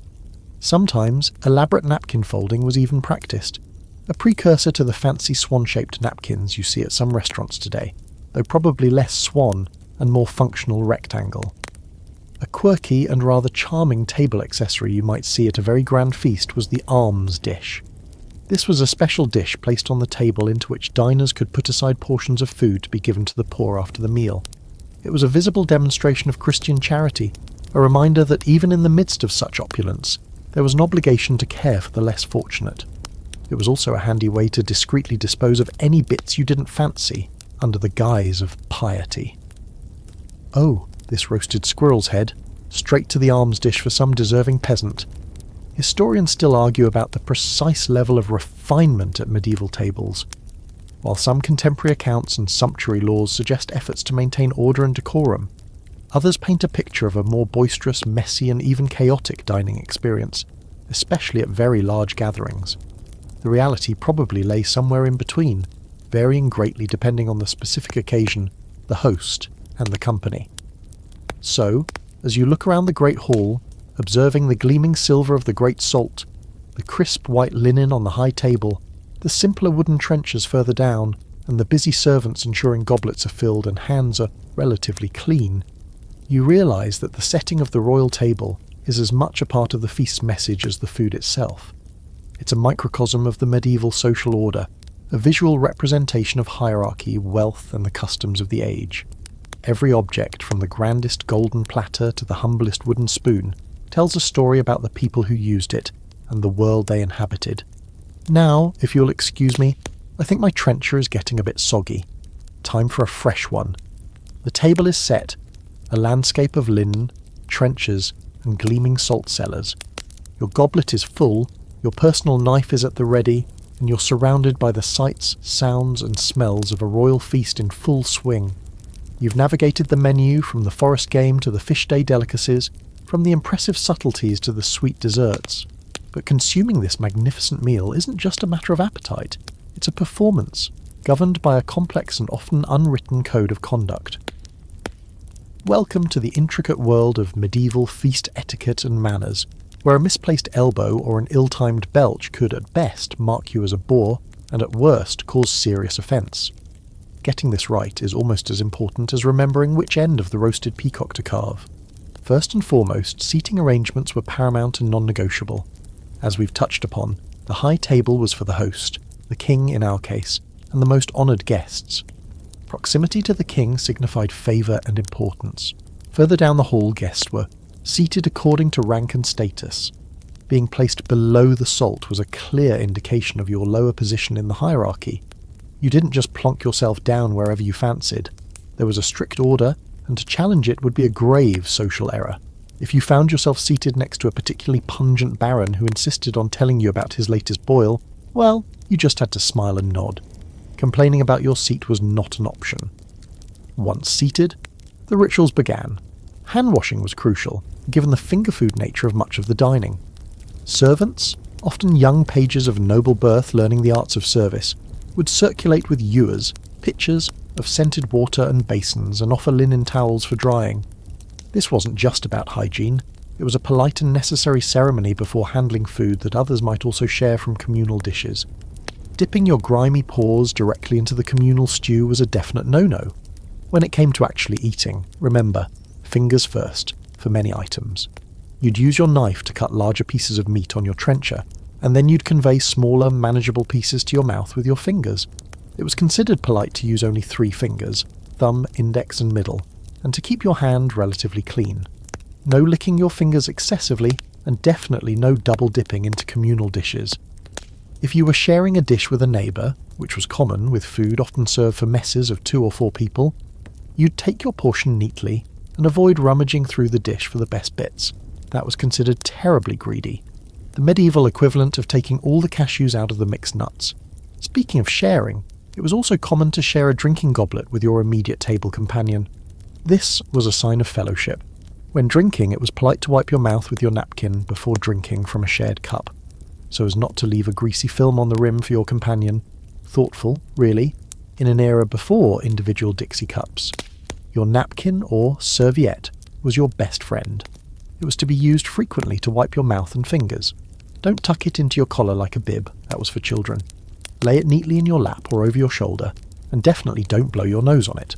That's what sleeves were for. Just kidding, mostly. Personal hygiene standards were, shall we say, different, but blowing your nose directly into the communal tablecloth was generally frowned upon. Pace yourself. A royal feast was a marathon, not a sprint, with multiple courses served over several hours. Don't wolf down your food as if you haven't eaten in a week, even if you haven't. Eat moderately, savour the flavours, and engage in polite conversation with your neighbours. Stuffing your mouth too full was considered vulgar. One contemporary book of manners, Les Contenances de la Table, advised diners not to lean upon your elbow, nor yet your hand upon the table. Good posture was expected, no slouching over your trencher like a gargoyle. Then there were the bodily functions. What about burping or other emissions? Generally, these were to be avoided or done as discreetly as possible. While standards of discretion might vary from our own, openly belching in the king's face was unlikely to win you any favours. If you had to cough or sneeze, turn away from the table. A mainstream historical fact is the existence of numerous courtesy books, or etiquette manuals from the medieval and early modern periods, which provided detailed instructions on proper table manners, personal conduct, and social graces. These books were intended to help aspiring courtiers and members of the gentry navigate the complexities of polite society. They covered everything from how to carve meat to how not to spit across the table. One quirky and slightly endearing piece of etiquette advice often found in these manuals was about bones. What do you do with the bones from your meat? Don't just toss them on the floor, though this certainly happened, much to the delight of the dogs who often roamed the Great Hall. It was considered more polite to place them neatly on the side of your trencher, or sometimes on a separate voiding plate if one was provided. And definitely don't gnaw on them too aggressively or throw them at other guests, no matter how tempting that soused gurnard looks on Sir Reginald's plate. Conversation was, of course, a key part of the feast, but here too there were rules. Speak clearly, but not too loudly. Don't interrupt others, especially those of higher rank. Avoid contentious topics, unless the king himself brings them up, in which case agree enthusiastically. Gossip was probably rife, but one had to be careful about who might be listening. Compliments to the host on the quality of the food and wine were always a good idea, and if the king made a joke, you laughed, heartily, even if it wasn't funny, especially if it wasn't funny. Historians still argue about how consistently these rules of etiquette were actually followed, and by whom. Were they ideals promoted in courtesy books but largely ignored in the boisterous reality of a crowded feast? Or were they strictly enforced, with social penalties for infractions? The truth likely lies somewhere in the middle, with behaviour varying depending on the formality of the occasion and the specific company. At a solemn state banquet, manners would be more rigidly observed than at a rowdy post-hunt celebration. So, as you carefully select a piece of pheasant with your hopefully clean fingers, engage in polite small talk with the bejewelled countess to your left, and try not to spill hippocras down your best tunic, you realise that dining at a royal feast is a delicate dance. It's about showing respect, demonstrating your own good breeding, or at least your ability to fake it, and navigating the social currents as skillfully as you navigate the food. Get it right, and you affirm your place in this glittering world. Get it wrong, and you might find your next invitation mysteriously lost in the post.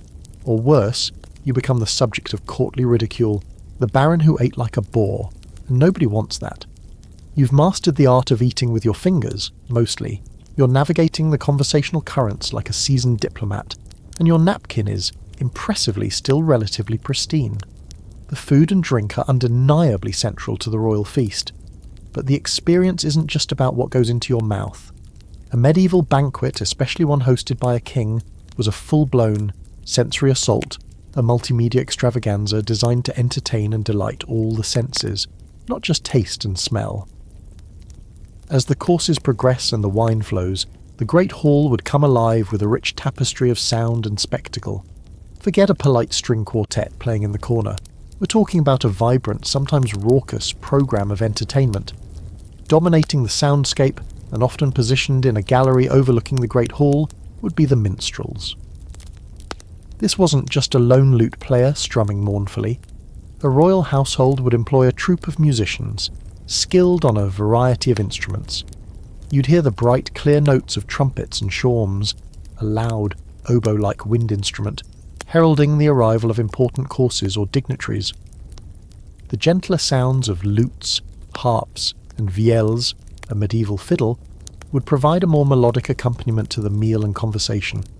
Percussion instruments like tabors, small drums, nakers, kettle drums, and cymbals would add rhythm and excitement. The music wasn't just background noise, it was an integral part of the feasting atmosphere, setting the mood, adding to the sense of occasion, and sometimes even accompanying dances if the mood struck and space allowed after the tables were cleared.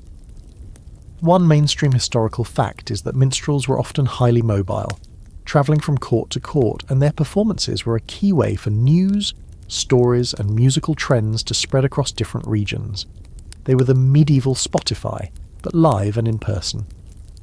But music was just the beginning. Professional storytellers, or jesters, might recount epic tales of chivalry, romance, or heroic battles, the medieval equivalent of an audiobook, but with more dramatic flair and probably better eye contact.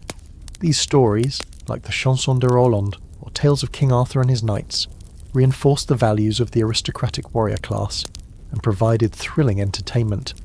Imagine listening to a vivid account of a dragon slaying or a daring rescue while you're tucking into your slice of wild boar.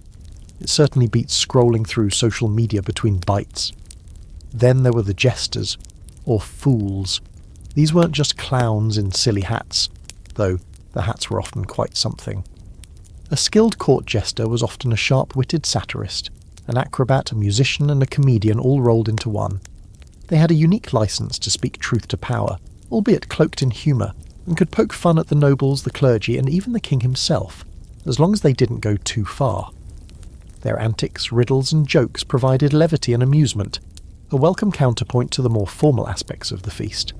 A good jester could have the whole hall roaring with laughter, a much-needed release after perhaps a rather heavy course of pike stewed in almond milk. Their humour could be slapstick, satirical, or surprisingly sophisticated.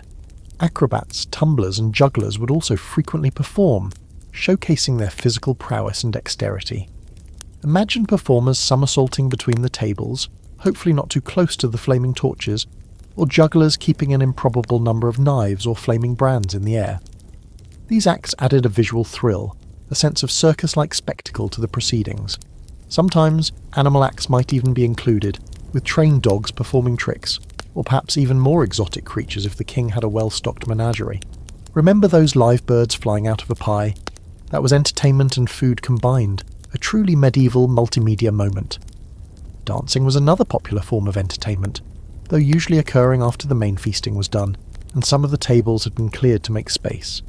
The dances would range from stately processional dances like the carol or a stampy, where participants moved in elegant prescribed patterns, to more lively and energetic affairs. The king and queen might lead the first dance, a symbolic opening of the festivities. It was a chance for the nobles to show off their grace, their fine clothes, and perhaps engage in a bit of polite flirtation. A quirky and rather theatrical form of entertainment that sometimes appeared at very grand feasts was the mummery, or disguising. This involved a group of performers, often nobles themselves, dressing up in elaborate costumes, perhaps as exotic foreigners, mythical beasts, or allegorical figures, and entering the hall to perform a short, often silent, play or dance. These could be quite lavish and mysterious, adding an element of mask-like fantasy to the evening. You might suddenly see a group of wild men covered in leaves and fur burst into the hall, perform a strange dance, and then vanish as quickly as they appeared, leaving the guests to wonder what on earth they'd just witnessed. It was all part of the spectacle. The presentation of the food itself, especially those elaborate subtleties we discussed, was a form of entertainment. The oohs and ahs as a giant sugar castle or a peacock redressed in its feathers was paraded through the hall were as much a part of the experience as the music or the jester's jokes. Even the ceremonial carving of a great joint of meat by a skilled carver could be a performance in itself, watched with appreciation by the diners. Historians still argue about the exact nature and prevalence of some of the more theatrical entertainments, particularly the more elaborate mummings or indoor pageants. Were these common occurrences, or reserved for only the most exceptional state occasions? The records are often fragmentary, but they suggest a rich and varied tradition of feasting entertainment, designed to impress upon the guests the magnificence and cultural sophistication of the royal court. So, as the last notes of a lute melody fade and the jester takes a well-earned bow, perhaps after narrowly avoiding a thrown bread roll from a less than amused duke, you realise that a royal feast was a full-bodied experience. It was a symphony of tastes, sights, and sounds, carefully orchestrated to create an unforgettable impression of power, plenty, and pleasure. The entertainment wasn't just a sideshow, it was an essential ingredient transforming a mere meal into a memorable event, a story to be told and retold. It was dinner and a show, medieval style, and you had a front row seat. Just try not to get too distracted by the juggler with the flaming torches. You wouldn't want to miss the next course of spiced wine. The minstrels are playing a livelier stampede, the jester just landed a particularly sharp barb at a notoriously pompous bishop who is trying very hard not to look amused, and the scent of Hippocras hangs heavy in the air, mingling with the lingering aromas of a dozen different dishes. You're well into the feasting experience now, not just a passive observer, but an active participant in this grand medieval spectacle. Let's take a moment to fully immerse ourselves in the overall atmosphere of the Great Hall to soak in the sights, sounds, and yes, even the smells that collectively define this unique environment. It's a far cry from a quiet, candlelit dinner for two. The Great Hall itself is a key player in setting the scene. These were typically the largest and most impressive rooms in any castle or palace, designed to accommodate hundreds of people. Think vast, high-ceilinged spaces, often with exposed timber beams arching overhead like the ribs of a great wooden whale. The walls might be hung with rich tapestries, not just for decoration, but also to provide some insulation against the stone wall's chill, and to help dampen the echoes in such a cavernous space. These tapestries would depict scenes of hunting, battles, biblical stories, or coats of arms, their vibrant colours and intricate details adding to the visual splendour. Banners bearing the heraldic devices of the king and his most important nobles might also adorn the walls, a constant reminder of the power structures at play. Lighting, in an era before electricity, was a crucial element of the atmosphere. During the day, light would stream in through tall, often narrow windows, perhaps glazed with small panes of greenish or yellowish glass, a luxury, or simply covered with oiled linen or wooden shutters. But as evening descended, and for a feast that would undoubtedly stretch long into the night, the hall would be illuminated by a multitude of flaming torches set in wall sconces, and by candles, lots and lots of candles. Beeswax candles, which burned cleaner and smelled sweeter, were a luxury reserved for the high table and the wealthiest households. Tallow candles made from animal fat were more common for general illumination, and they had a distinct, somewhat greasy smell and produced more smoke. The flickering, dancing light from these hundreds of sources would cast long, dramatic shadows, making the tapestries seem to shimmer, and the faces of your fellow diners appear and disappear in the warm, uncertain glow. It would be a far cry from the even, steady light of a modern dining room. This was a living, breathing light, full of movement and mystery. The sounds, as we've noted, were a complex symphony. The music from the minstrel's gallery, the jester's patter, the storyteller's recitations, the clatter of serving dishes, the murmur and sometimes roar of hundreds of conversations, the occasional bark of a hunting dog hoping for a dropped morsel, the scrape of benches, the clinking of goblets, all these would blend into a rich auditory tapestry. It wouldn't be quiet. A royal feast was a lively, boisterous affair, especially as the wine flowed more freely and inhibitions were loosened. Laughter would echo through the hall, punctuated by cheers for a particularly impressive dish or a well-received performance. You'd have to raise your voice to be heard by your immediate neighbours, contributing to the overall energetic hum of the event. And then there are the smells. Oh, the smells of a medieval great hall during a feast. It would be an olfactory assault, a potent cocktail of the sublime and the, well, less sublime. You'd have the delicious aromas of roasting meats, baking bread, fragrant spices, and sweet wine. But these would mingle with other, more earthy scents. The smoke from the torches and tallow candles, the smell of damp wool and fur from the guests' clothing, the faint but persistent aroma of unwashed bodies. Daily bathing wasn't a universal practice, even among the nobility. The scent of dogs, and perhaps even the lingering smell of the rushes or herbs strewn on the floor. These rushes were intended to absorb spills, dropped food, and other detritus, and while they might be mixed with fragrant herbs like lavender or chamomile, after a few hours of feasting, they'd be contributing their own unique, slightly musty organic note to the overall perfume of the hall. It's a smell you probably wouldn't bottle and sell as eau de medieval banquet, but it was undeniably authentic. The sheer number of people packed into the hall would also contribute to the atmosphere.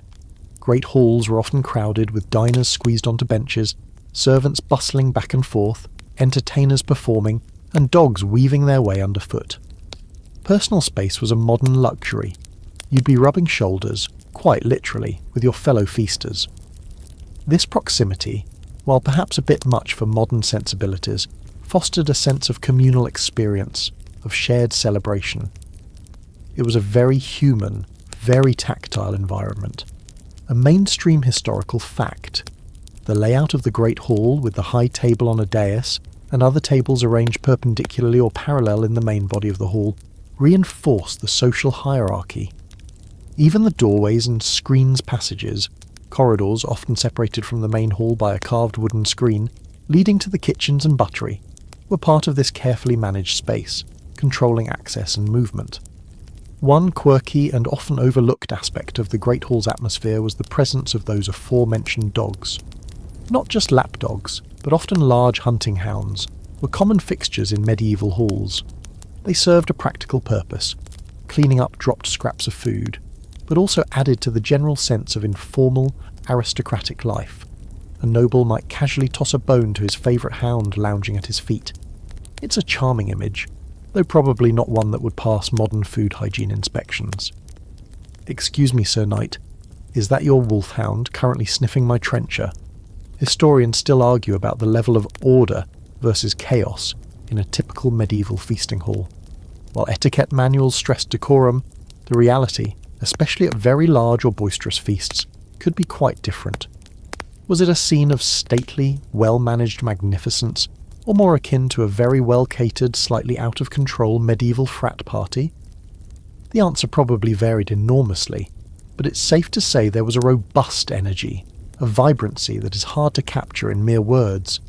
So, as you sit there, the torchlight flickering on the tapestries, the sound of a lute competing with the booming laugh of a nearby baron, the complex aromas filling your nostrils, and the warmth of the crowd and the wine suffusing you, you're truly in it. This is the heart of the medieval royal feast, not just a collection of dishes and drinks, but a living, breathing, multi-sensory experience. It's a place where power is displayed, society is reinforced, and pleasure is pursued with gusto. It's a world away from your quiet kitchen table, a vibrant, sometimes overwhelming, but utterly unforgettable immersion into the past. Just try not to trip over a sleeping greyhound on your way to compliment the king on his excellent choice of subtlety. The crescendo of the feast has passed. The last subtlety has been admired, the final dregs of Hippocras have been drained from the jewelled goblets, and even the most dedicated trencherman is starting to look a little glazed. The minstrels might be playing a softer, more contemplative tune, or perhaps they've packed up their lutes and shawms entirely.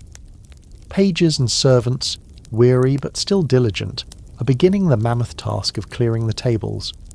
But what happens to the food? Given the almost unimaginable quantities prepared for a royal feast, mountains of meat, legions of pies, oceans of pottage, there must have been leftovers, and indeed there were, often in staggering amounts. The fate of these remnants tells us a lot about medieval society, its notions of charity, economy, and even its understanding of waste. It wasn't a case of simply scraping everything into the medieval equivalent of a dumpster.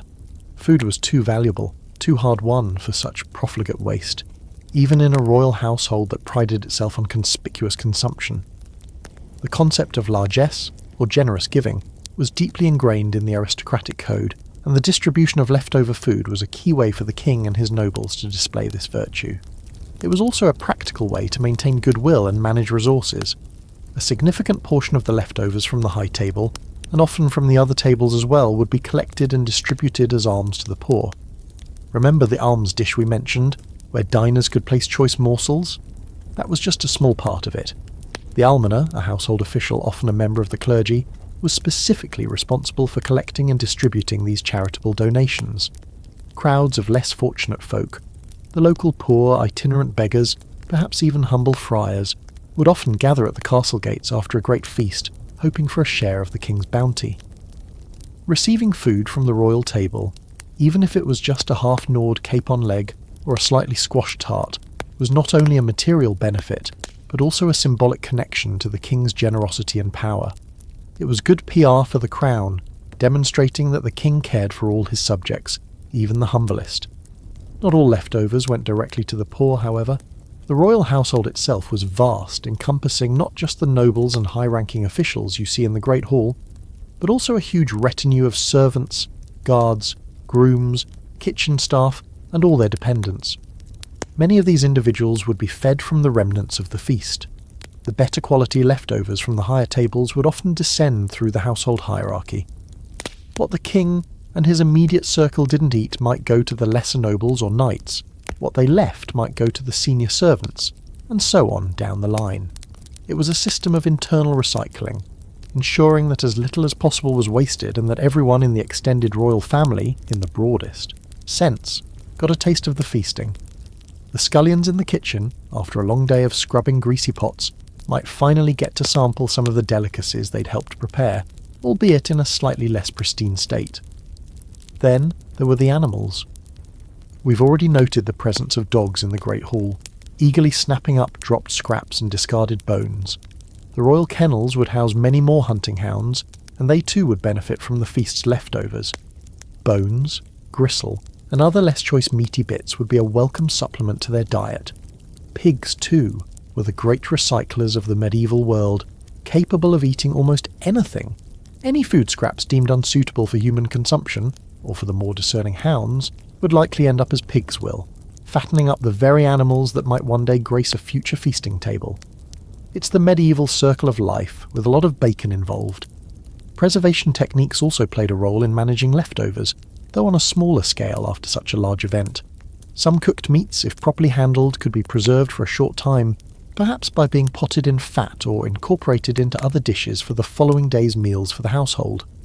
Pies and pastries, by their nature, kept relatively well for a day or two.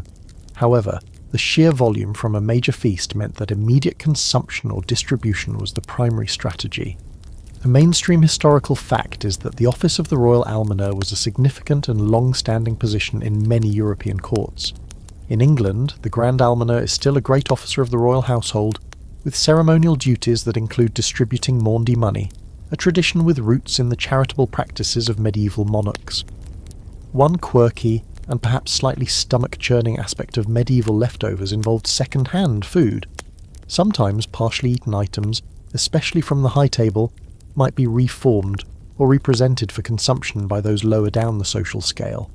A half-eaten pie might have its remaining contents tidied up and served again. This wasn't necessarily seen as unhygienic by medieval standards, but rather as a practical way of utilising all available food. It does make you appreciate your own untouched plate of food a little more, doesn't it? Anyone for a lightly used trencher, still damp with ducal gravy? The concept of waste as we understand it today, something to be minimised for environmental or economic reasons, was different. While food was valuable, the act of providing an overwhelming abundance, even if it meant significant leftovers, was itself a powerful statement. The largesse shown in distributing those leftovers was part of that statement. The waste was, in a sense, performative, a demonstration that the king could afford to be so generous, so overflowing with plenty. Historians still argue about the true scale and impact of this charitable distribution. Was it a genuinely significant form of social welfare, or more of a symbolic gesture that did little to alleviate widespread poverty? It was likely a bit of both. For those receiving alms, it was undoubtedly a welcome and sometimes crucial source of sustenance. For the king, it was a necessary component of his image as a good and Christian ruler. So, as the great hall slowly empties, and the servants begin the massive clean-up, you can imagine the well-organised system for dealing with the remnants of the feast. Wagons or baskets being filled with food for the almoner to distribute, platters being carried back to the kitchens to feed the household staff, and the happy sounds of dogs, and perhaps pigs, enjoying their unexpected bounty. Nothing, or very little, would go to true waste. It would be consumed, shared, or recycled within the complex ecosystem of the medieval royal household and its dependents. The feast, even in its aftermath, continued to sustain and to send a message of royal power and paternal care. The generosity didn't end when the last guest departed. It rippled outwards, a fading echo of the magnificent abundance that had graced the king's table. The last echoes of the minstrel's music have faded from the great hall. The torches are being extinguished one by one, and you, our weary but well-fed guest, are finally stumbling towards your chamber, perhaps guided by a sleepy page. The opulence, the entertainment, the sheer sensory overload of the royal feast are now receding into a pleasant, if slightly hazy, memory.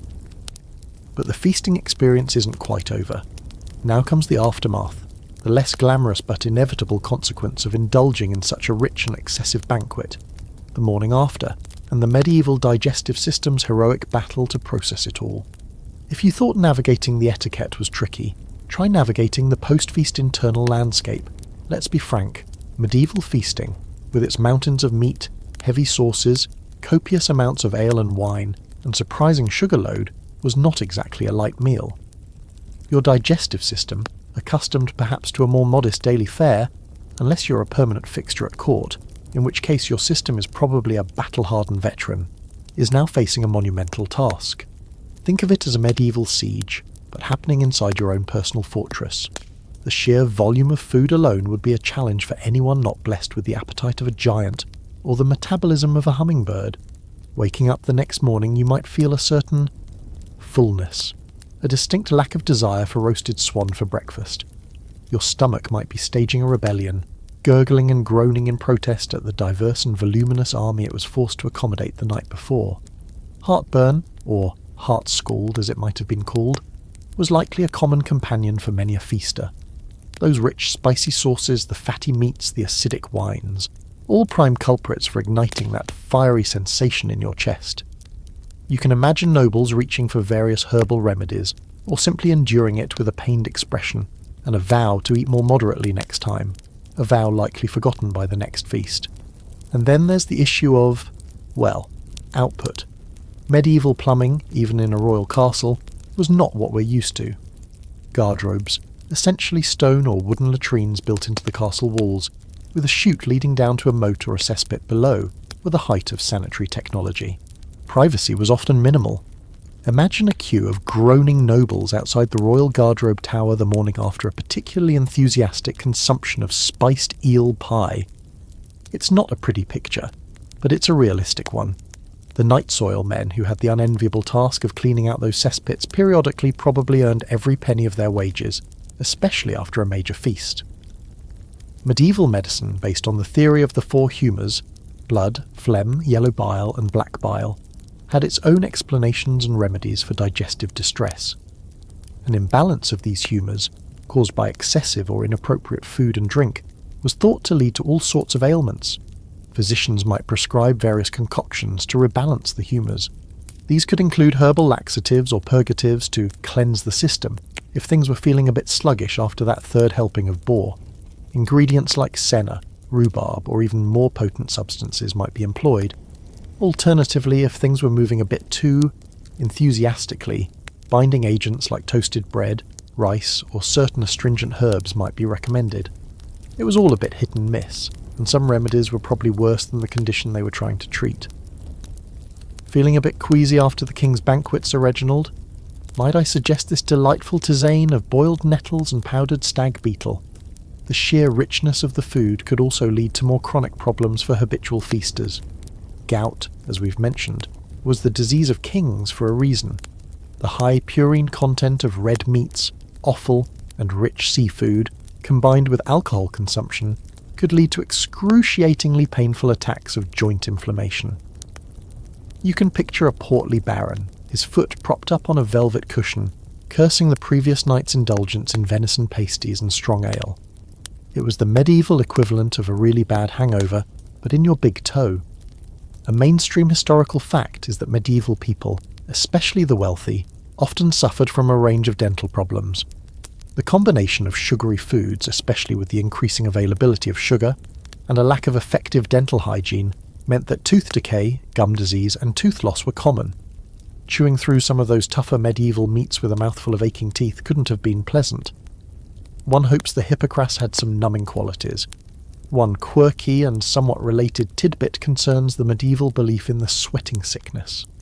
This mysterious and often fatal illness appeared in England in several outbreaks, particularly in the late 15th and early 16th centuries.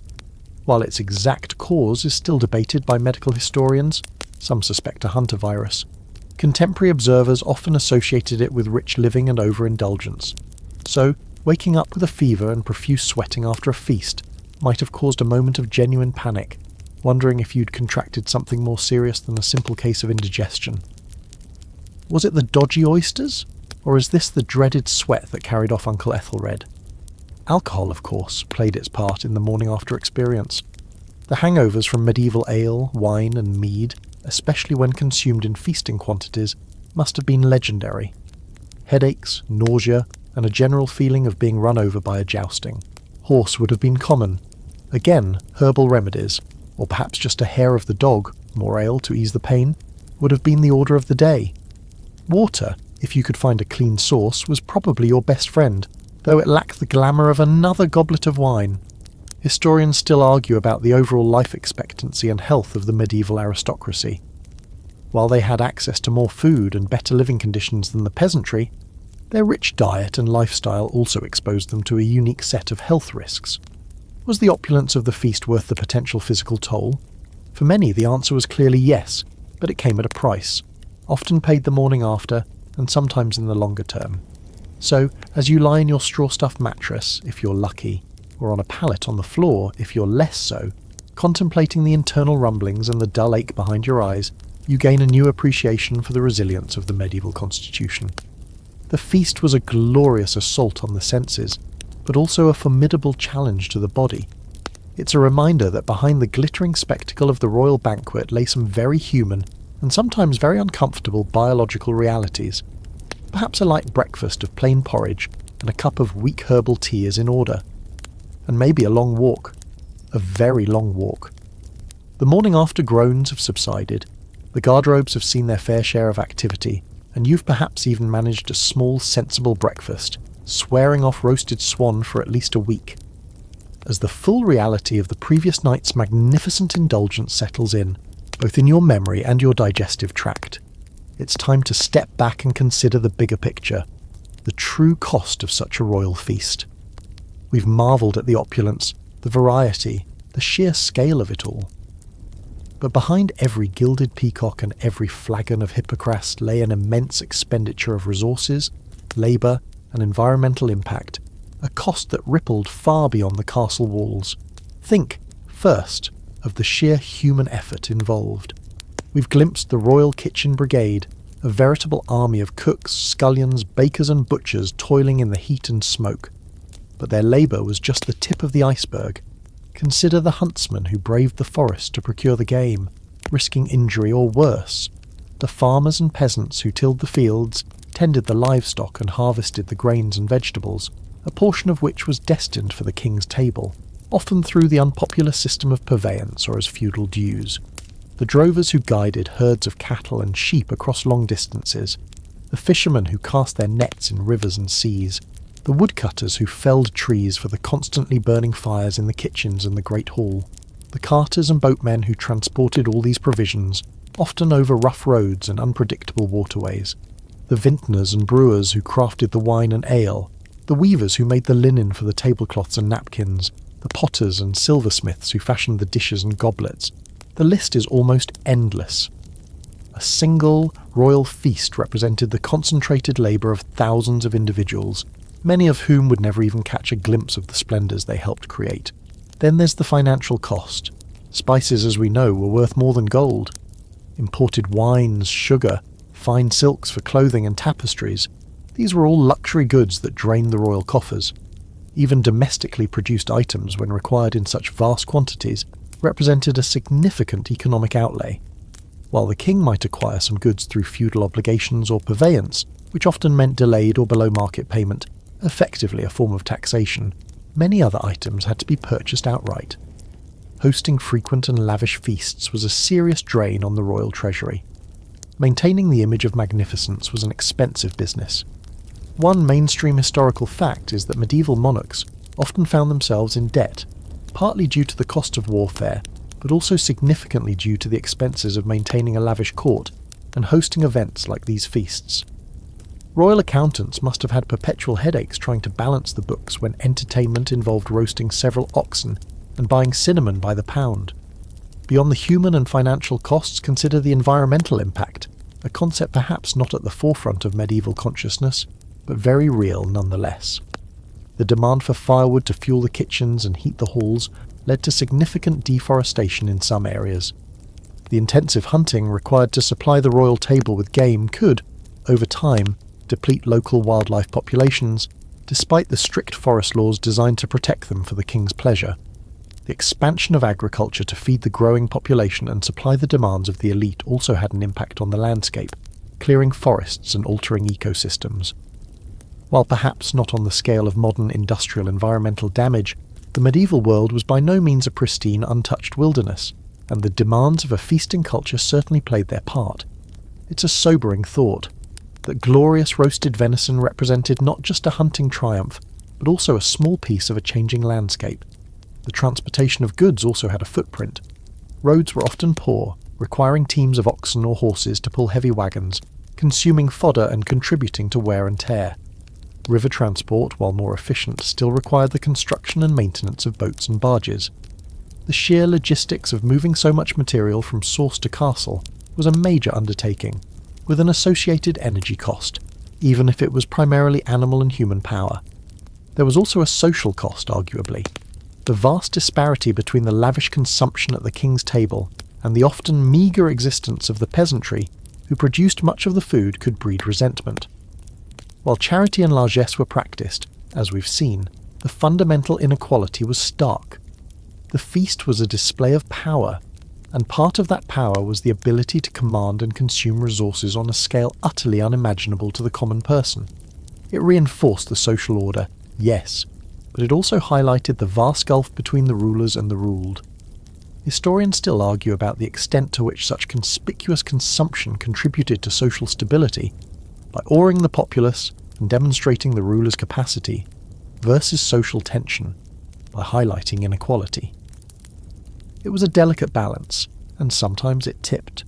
A quirky and rather ironic consideration is the waste of valuable labour on purely ephemeral creations. Think of the hours spent by skilled confectioners crafting an elaborate sugar subtlety that would be admired for an hour and then perhaps broken up. While it served a purpose in terms of display and prestige, from a purely utilitarian standpoint, it was an incredible expenditure of skill and expensive ingredients on something fleeting. But of course, utility wasn't the primary driver. Status and spectacle were. It's like complaining that a fireworks display is a waste of gunpowder. You're missing the point of the show. The true cost of a medieval royal feast, then, was far greater than just the bill for groceries. It was a complex equation involving human lives and labour, economic resources, environmental impact, and social implications. It was the price of power, the cost of maintaining an image of magnificence and authority in a world where such displays were a vital tool of governance. As you reflect on the splendour you witnessed, remember the vast, largely unseen machinery that made it all possible. The feast was not just a meal, it was an economic and social phenomenon, a focal point for the energies and resources of an entire kingdom. It was, in every sense of the word, a royal production, with a royal price tag to match. The memory of the flavours and the spectacle might fade, but the understanding of its profound and multifaceted cost should linger, a final, sobering course in our journey through the world of medieval royal feasting.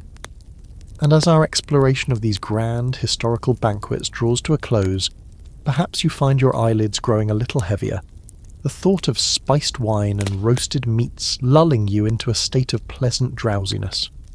The great hall, once so vibrant with music and laughter, now recedes into the quiet shadows of your imagination. The flickering torchlight softens, the distant clatter from the kitchens fades, and the rich tapestries on the walls seem to blur into comforting patterns. You've walked through the royal forests, peeked into the bustling kitchens, marvelled at the laden tables, and even considered the morning after. It has been a long and hopefully fascinating journey. Now, let the gentle weight of history settle around you like a warm blanket. There are no more courses to anticipate, no more complex rules of etiquette to remember. There is only the soft murmur of the past, a gentle whisper inviting you to rest. Let your mind drift, let the images of bygone splendours become soft and hazy, and allow yourself to sink into a deep and peaceful sleep.